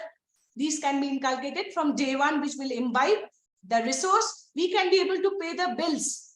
Yes, the lakhs of rupees bills and the houses or schools can bear, but the resource is not ours. The resource we are exploiting should be stopped. Now for the noise pollution, coming to the last part, we all are aware the noise that we feel, the earmuffs, the different gadgets has to be developed, and helping the students to understand there are room walls which act as sound absorbers. The sections of the noise sections of the factory should be located far away, and school should be in such a location where noise is not there. Any use of loudspeakers should be avoided, and definitely by planting trees, which not only helps us in maintaining the balance, helps to prevent erosion, but also to absorb noise and proper rainfall. So developing the awareness about the environmental issues, providing specific and scientific knowledge to the students topic-wise, and give them the responsibility, make them capable enough so that they take up the responsibility, and organizing community surveys, how to relate to the issues to conservation and protection, and social service, community service programs, which can be delivered very easily in our community, organizing different population days, pollution days, environmental days in the school, and related to that, the awareness campaigns. The visit to pollution control centers is also very important. We can very easily, there are pollution control centers nearby in the setup where we can see how they are preventing the soil pollution, the air and water pollution. We can control them. We can organize Van Mahotsavs in the school, lectures and seminars, habits of cleanliness. Why the habit of cleanliness is important? It will help the students to understand how these are to be inculcated in them, in their families and friends. Ensuring cleanliness of the school plant, not using plastic, not using all non-biodegradable products, and arranging definitely the experts are available to address these environmental issues. So these are the things which we are doing, which we should all improvise on. We can use public mode of transport. We can use separate bins. Every school are having, I hope, the green bins, the red bins, biodegradable, non-biodegradable bins. We have to say, and don't under any condition burn plastics or burn waste, where many of us are in the areas they are happening. We have to stop that. Plastic has to be recycled, not burnt. Then we have to use reusable bags. We can give such bags, not indulge in any plastic involvement in the school. Motivate our students to avoid them. Jute bags, cloth bags, hand stitch bags that can be done in the craft activity. They can very well be imbibed in different activities of the school. Avoid fast starts and sudden braking of automobiles. Most of the students, they cycle or walk or use public transport. And definitely the use of unleaded petrol, because lead is having a detrimental effect on our system. Plant trees and observe the World Environment Day and other such important days. So I wrap up with that. The school education in India has a crucial role in understanding and addressing the contemporary social and economic values. The social values that our constitution has imbibed, the education values and the environmental values has to be imbibed in the children. By incorporating these and fostering these awareness, the promoting values, we can get a sustainable, equitable and civic engagement. The school can empower our students to be active participants in creating new inclusiveness and bring a just and a sustainable society. This inclusiveness is very important. Accept people how they are, accept people from different strata and make them tolerable to everything, as well as understand the importance of how a society is sustainable, how the resources can be judiciously used, how we can enjoy ourselves as well as foster the needs of our future generations. And we only can do this. There was a needless to mention about this. We as educators can only do it. You know, for us, what we say, that is the mod. We are the role models for our students. How we talk, what we wear, what we say, they will follow that. If we say 2 into 2 is 5, they will go home and fight with their parents. Yes, 2 into 2 is 5. My ma'am said that. My sir said that. So we can only imbibe the right values in our students. And with education, we can change everything. There's a very short video of 1 second. Please see that.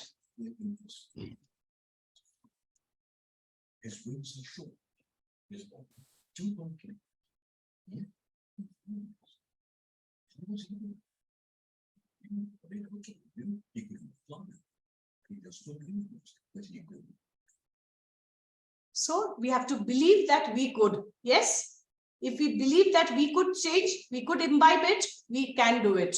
And we could bring a sustainable change to our future generations. Any queries, anyone? There are a number of ways by which we can imbibe these consciousness in our children, make community clubs, make service clubs, help our student in better understanding. So thank you once more for your patient hearing. Thank you, ma'am, for sharing your views. You have tried to provide a lot of information in a very short duration. And Thank you you, have ma'am. made the educators realize their responsibility. And that last quote, it says, education is the most powerful weapon which can change the world. So that tells us how important the educators are and what they can do. Thank you so much, ma'am.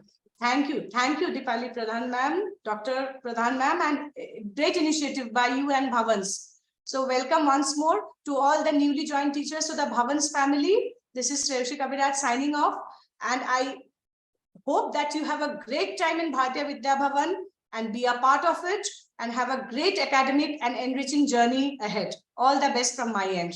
Namaskar and thank you so much. Thank you, ma'am.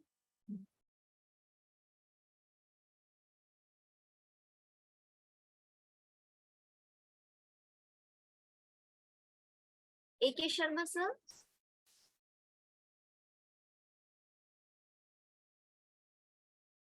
Should we move on to discussion?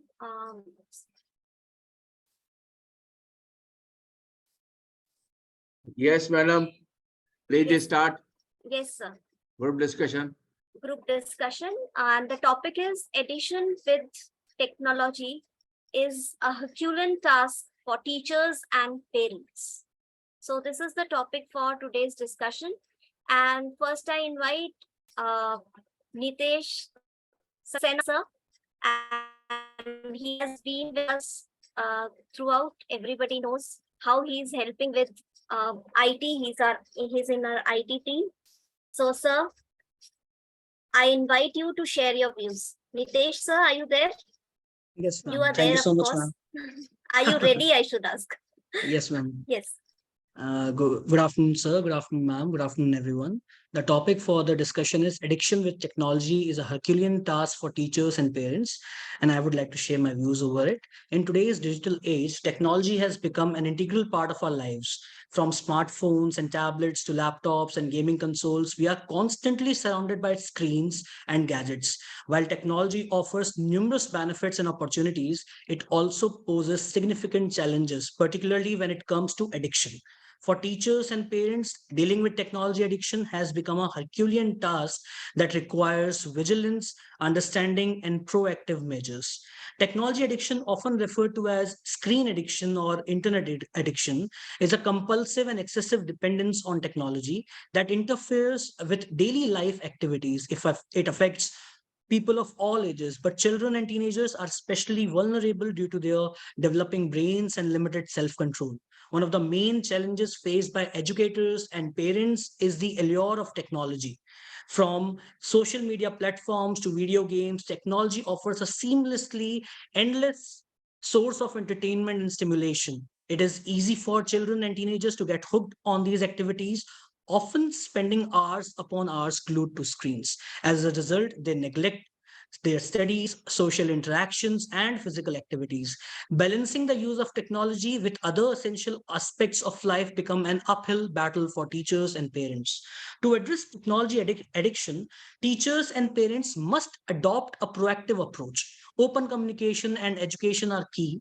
Teachers should create a safe and open environment where students can discuss their technology use and any challenges they may be facing. By raising awareness about the consequences of excessive screen time and promoting responsible digital habits, teachers can help students understand the importance of finding a balance between technology and other activities. Parents play a crucial role in combating technology addiction as well. Establishing clear rules and boundaries regarding screen time is essential. Setting limits on device usage and encouraging alternative activities such as outdoor play, hobbies, and reading can help children develop healthier habits. It is also vital for parents to lead by example. If children observe their parents excessively using technology, they are more likely to mimic these behaviors. In conclusion, addition to technology is undoubtedly a Herculean task for teachers and parents. The pull of technology and the pervasive presence of screens make it challenging to strike a balance between technology use and other aspects of life. However, by fostering open communication, promoting digital literacy, setting boundaries, and providing alternative activities, teachers and parents can work together to combat technology addiction and help children develop healthy relationships with technology. It is a collective effort that requires ongoing vigilance and adaptability in this rapidly evolving digital landscape. Thank you so much. Thank you, sir. Next, we have Sir Dhananjay Ghatak. Thank you, ma'am. Good afternoon, everyone present in the sessions. Thank you, our RU sir, Dr. A.K. Sharma sir and Dr. Dipali Pradhan ma'am for providing opportunity to share my views about the topics. Addictions with the technology is Herculean task for teachers and parents. Everyone know that addictions is not a good habit, but thereafter also without technology we can't upgrade ourselves. Addictions is defined as a chronic replacing disorder and characterized by the compulsive drug seeking and the use that despite adverse consequence. It is considered a brain disorder because it involves functions changes to brain, then circuits involved in rewarded stress and self-control. Technology addictions is a broad term used to describe any obsessive technology-related behaviors, be that games, online shopping, social media, the video watching, or anything else involving digital technology. Advantage or disadvantage. Everything have the advantage and disadvantage. Like that, in technology also have the advantage. What's advantage or what's benefits we get from the technology? That's I am saying here. We become the more aware about the current events because they are scattered around our news feeds. We can learn about the current trends and news whenever we need to. We can quickly charge our solutions to our problems. This not only make our lives more convenient, but it also paves the way for innovations, thinking, and learning. But it's have the disadvantage also. So, and that's why this point is coming that the addictions with the technology is Herculean task for the teachers and parents. Then disadvantage is that technology addictions can have a severe impact on one's mental health, then contributing to anxiety, then depressions, then attentions defect, then hyperactivities disorders, that means ADHD, as well as the other disorders. How we can use the technology without getting the addictions? At first, need to establish limits for where and for when technology should be used. Considered making the meal times screen-free times and bedroom technology-free zone. As an example, by placing our own device in other room before the dinner and plugging our device into a charge in kitchen before going to the bed. Thorough Professor Dr. Steven Pirutisky advised few tips for parents. In conversations, acknowledged the benefits your child get from the technology, but help them understand the risk involved. Teach them how to maintain their privacy online and avoid the sharing their personal information. Be a model for this in our own online behavior.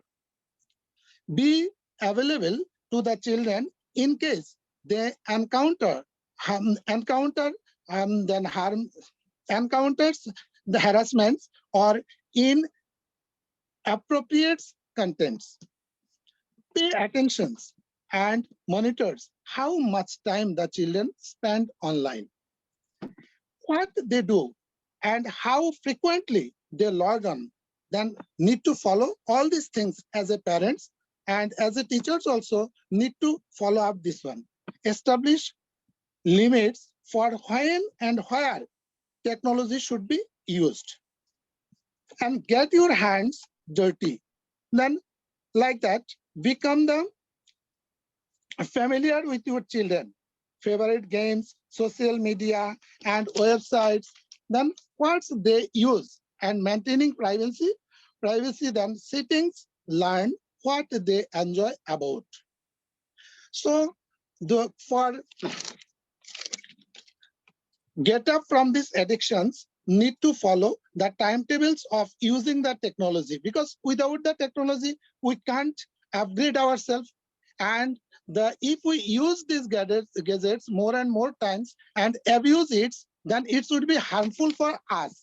And that's why whenever and we use the gadgets, we should be keep in our mind that it should be then it should be we get more and more advantage for that one. Once again, I would like to thank our REO sir, Dr. A.K. Sharma sir, Dipali Pradhan ma'am, to provide the chance to share my views with everyone. Thank you. Thank you each and every speakers who have enriched our knowledge each and every day in these sessions, and highly educated educators who share their views and enrich our knowledge. Thank you. Thank you. Thank you, sir. Thank you, Dhananjay, sir, Thank for you, ma'am. sharing your views. Now, next we have Sutapa Mitra. It is Shutapa, is it? Yes, madam. Shutapa. Shutapa. So Yes. Shutapa Mitra Yes, ma'am. Good or Mitra. Mitra. Okay. Okay, ma'am. Good afternoon, sir. A.K. Sharma, sir. Good afternoon, Dipali, ma'am, and other speakers. And now I'm going to start the topic. Addiction to technology is Herculean to parents and teachers. Albert Einstein once said, I fear the day that technology will surpass our human interaction. The world will have a generation of clowns. Unfortunately, the fear of this great soul has become a reality in today's times. The use of technology has become a priority for majority of people. They have become addicted to it. Their relationships, work, and health have taken a backseat. Internet addiction is common among all age groups, and its prevalence is as follows. 13 to 17 age, 73%, 18 to 24, 71%, 25 to 34, 59%, 35 to 44, 54%, 45 to 54, 40%, 55 to 64, 39%, and 64 plus 44%. Technology addiction has a huge impact on a person's brain. A person addicted to technology is unable to focus on work. He or she feels dizzy and lethargy most of the time, and hinders his work. He is unable to think creatively and rationally. Besides, he is so addicted to technology that he is unable to leave it. Technology is present in every aspect of our lives, but especially in education. In today's post-pandemic world, students depend on technology for their learning needs, and teachers use social media and digital tools for classroom practice and professional development. By doing so, technology helps teachers stay current and relevant in a rapidly changing world. How does technology help parents? Connected devices have made it much easier for parents to keep an eye on their children. From video, baby monitors to GPS, enable smartwatches and smartphone tracking apps. Parents can have more peace of mind than ever before that their children are safe.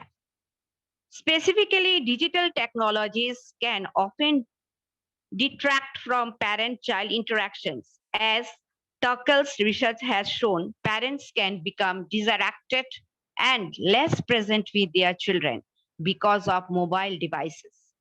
The aforementioned distracted father is not alone in his mobile obsession. Technologies reduce the legitimacy of parental influence while increasing influences from unknown and often unwanted sources. Some parents think new media technologies prompt kids to grow up too fast. Alison, a married white mother of two twins, expressed concerns about Facebook shared by many. Through videos, learning, games, and images, teachers can show students colorful, stimulating examples of the material that they are trying to teach. Subjects that are historically difficult to grasp can be turned vibrant and interesting. What is the role of the teacher in using technology? Being an ICT capable teacher is not about having the fastest, the latest, or most impressive technology. The role of the teacher in a technology-rich learning environment is simply to make the most efficient use of what they have and what is the readily available. Now, the positive effects of technology on students. Equip students with technical skills, enhances learning process of students.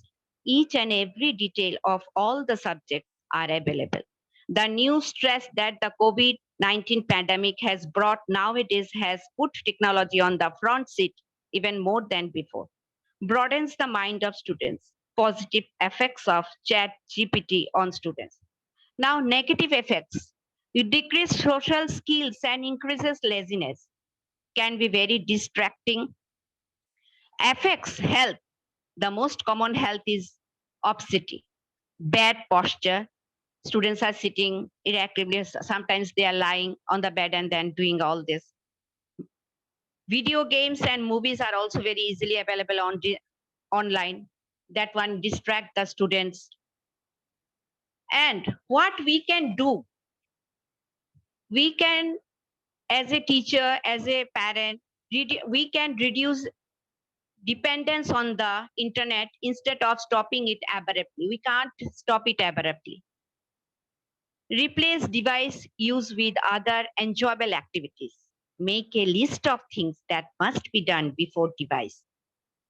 Replace content instead of stopping usage. Go for outing, as our Anju Tandon ma'am told, that with specific learning objectives, we can take students or our kids to environmental awareness project, nature walk, then games, puzzle, group discussion, so many things. Nowadays, children are not playing in the field. They don't want to go because they are playing in the mobile, video games, fun games, Ludo, Carom, so many things. But we have to be aware and we will take them to the field so that there is a very good health and they should be active.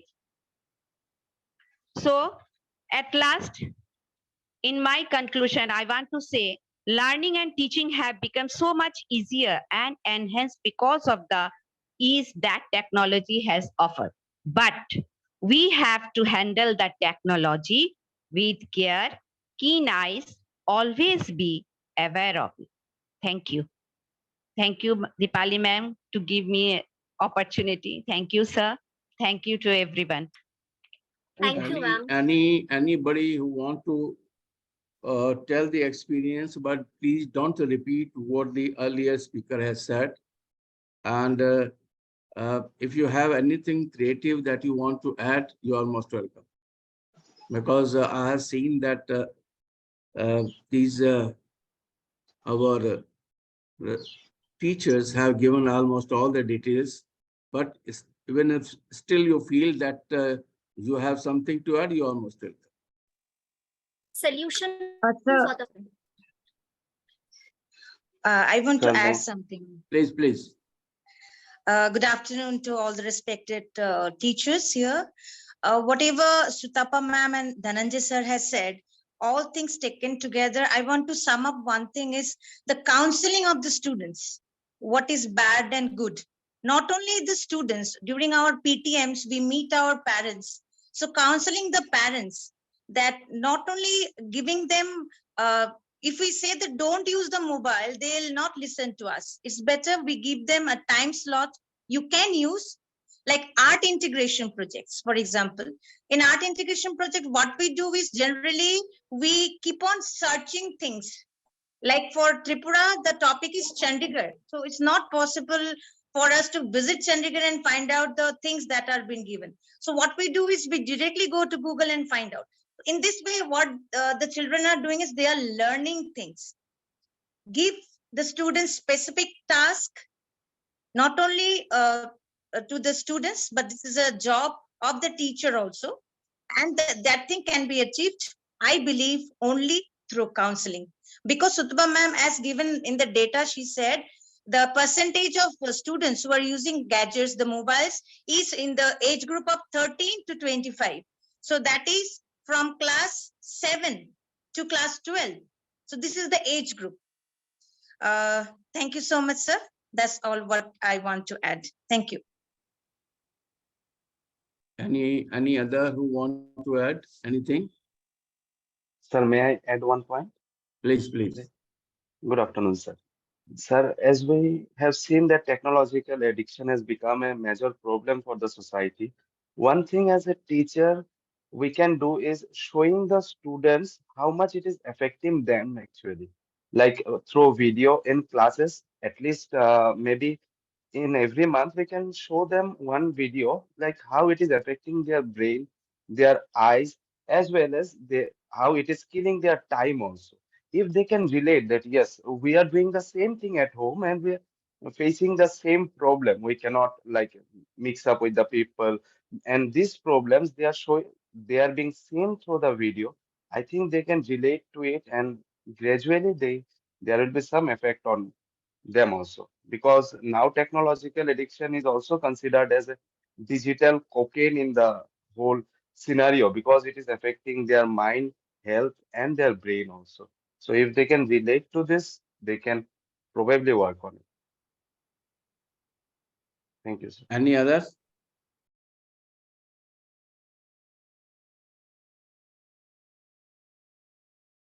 So we will be sharing attendance links towards the end. So Yes. all are requested to please, even if you have filled it earlier, you have to mark your attendance once again. Thank you, sir. So, friends, you have seen it is very interesting session, and our different teachers have given their views. And if you see the plus, the minus, just remember of the days when we have to stand in the line of STD booth.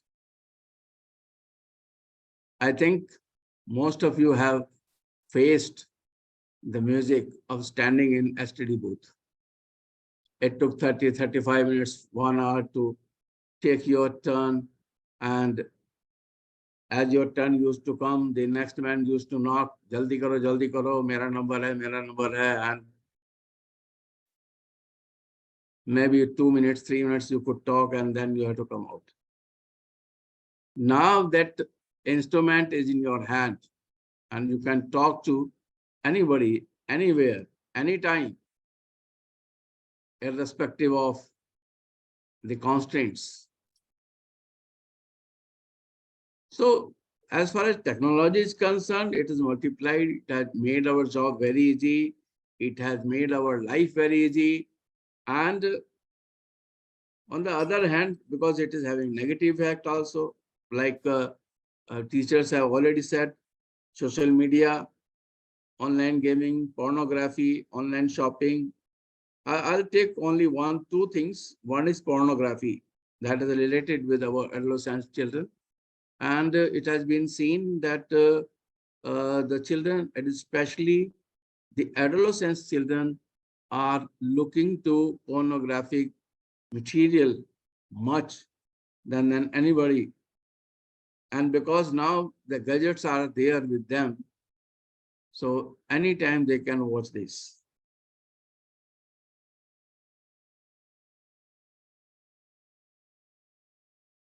And here the role of counselor, as one of the teacher has already said about the counseling, that counseling is very necessary, because when the child is exposed to this type of material, at that time he used to show certain symptoms, and that symptoms can be easily checked by any of the teacher or the counselor.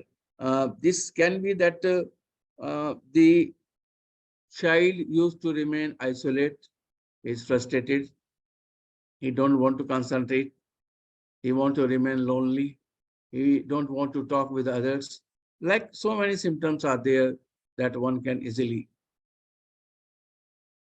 My submission at this level is only this, that Sanyam is the only way. All the stakeholders should know the importance of Sanyam. Control. When the parents cannot control on their gaming, how can they say child to stop gaming?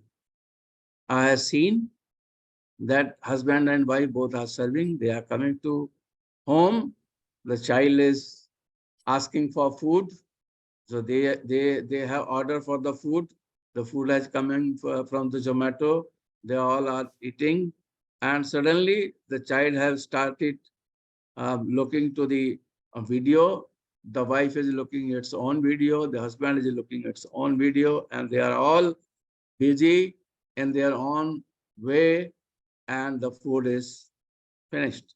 They don't know that how much they have taken and what they have taken. So, my dear friends, the only thing is control. And I'm finishing here with the lines that I have, they are very close to my heart. That is, Manav Taki Sur Sarita mein Jan Jan Man Pavan Ho Sanyamma Jivan. These are the words of Acharya Tulsi. Beautiful lines. It is very necessary that we all should control ourselves. संयम में रहिए, संयम बहुत जरूरी है, हर जगह संयम जरूरी है, जीवन के हर क्षेत्र में संयम जरूरी है. So control and control is the only way, and not more than that. So thank you very much. It was a good participation of the teachers. So they have given all the details about the technology. But one thing is there, technology is the need of the hour. We cannot live without technology.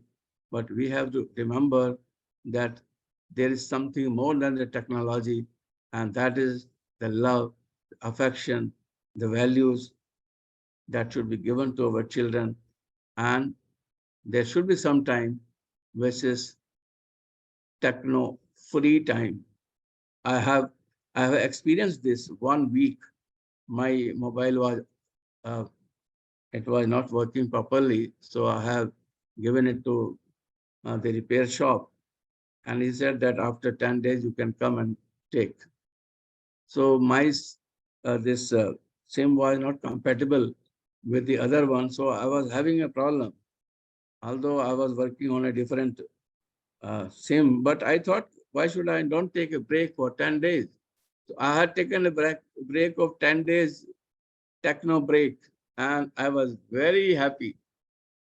Very happy. No call from other side, no call from my side. Okay, remain free. Remember the God that you have given enough. Remember your friends, talk with the family members, and that's all. So do some break. If not of 10 days, do break of 1 day and see the difference you will find yourself. So thank you very much, Dipali. Thank you very much, friends. It was a nice interaction. Sir. Thank you, sir. Thank you, sir. Now I invite Rupinder Kaur from Bhavan Vidyalaya, Chandigarh for the formal vote of thanks. Rupinder ma'am, are you there? Yes, ma'am, I'm here. I hope I'm audible. Yes, ma'am, but we cannot see you. I cannot see you, in fact. Yes. Yes, ma'am. Am I visible now? Yes, yes. Yes, ma'am. Thank you so much. Thank you so much, Sharma sir, for presiding the discussion and giving such important and productive inputs. Okay, so good afternoon, one and all present here.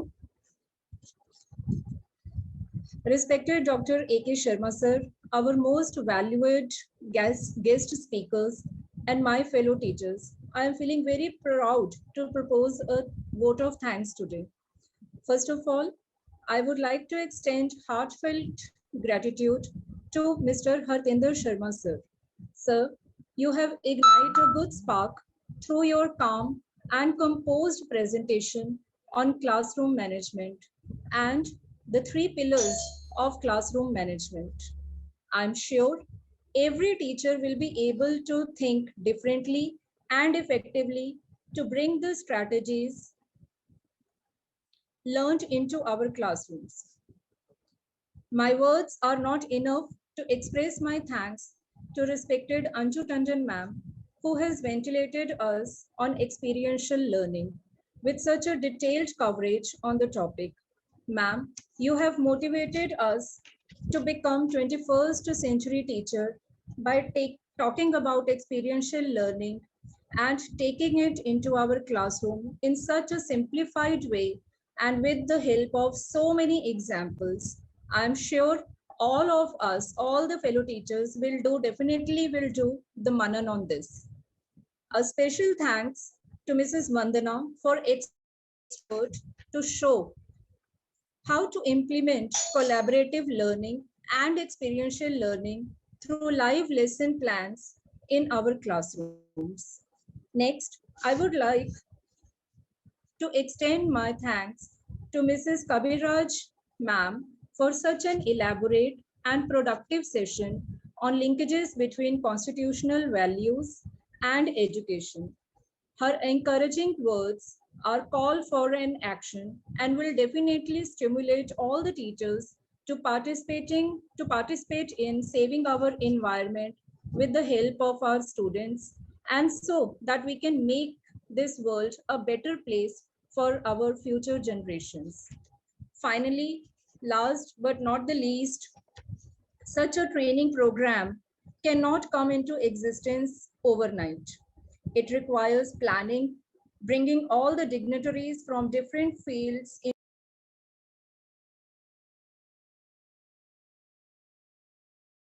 details. Thank you so much, Dr. A.K. Sharma sir, for making all this possible and giving us chance to grow as a 21st century teachers. A special thanks to Mrs. Dipali Pradhan ma'am and Saxena sir for right guidance, right logistics support, and cooperation for making this training program run smoothly.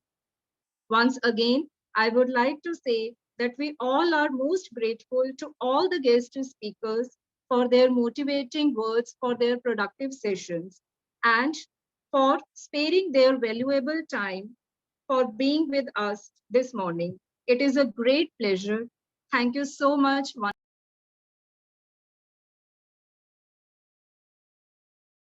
Thank you, ma'am. So now it's time for prayer.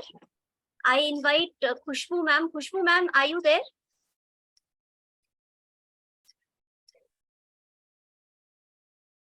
Jitendra Kumar Sharma sir. Yes, ma'am. Yes, sir. So let's pray Shanti Path. Ma'am, hello. Sorry, ma'am, I'm here, but there is a lot of noise. It will be settled by today, No ma'am. problem. By today. Jitendra Kumar Sharma sir, please. जी ma'am. Sir आप शांति पाठ शुरू करिए. सर्वेभ्य नमो नमः. जी sir. आकाशात् पतितं तोयं सागरं प्रति गच्छति सर्वदेव नमस्कार केशवं प्रति गच्छति ॐ द्यौः शान्तिरन्तरिक्षं शान्तिः पृथिवी शान्तिरापः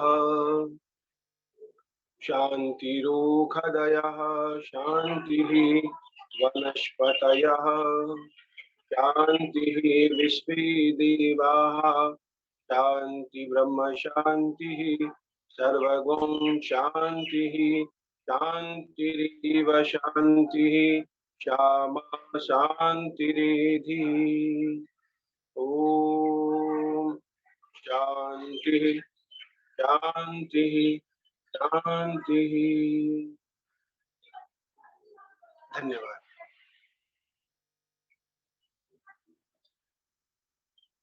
Dhanyawad, sir. I hope all have marked their attendance. Yes, ma'am. Deepali, you can discuss tomorrow's program with them Yes, ma'am. and make a program Yes, so sir. that they can meet. So for tomorrow's program, I have shared in the group that anybody who is interested in uh, presenting something in valedictory program, so we welcome them. So 2 teachers are there who are going to share their views. Sorry, 3 teachers, 1 in Hindi and 2 in English. So they are going to share their experience. And then we have Nitesh sir, who is going to. Okay. And then, is there anybody else who has got some talent and wishes to say either want to read out a poem, something, you know, which you have written on your own, or anything which you want to share? Because we will have valedictory function towards the end. After assessment, last assessment, after that we will have this valedictory function. So anybody who is willing to.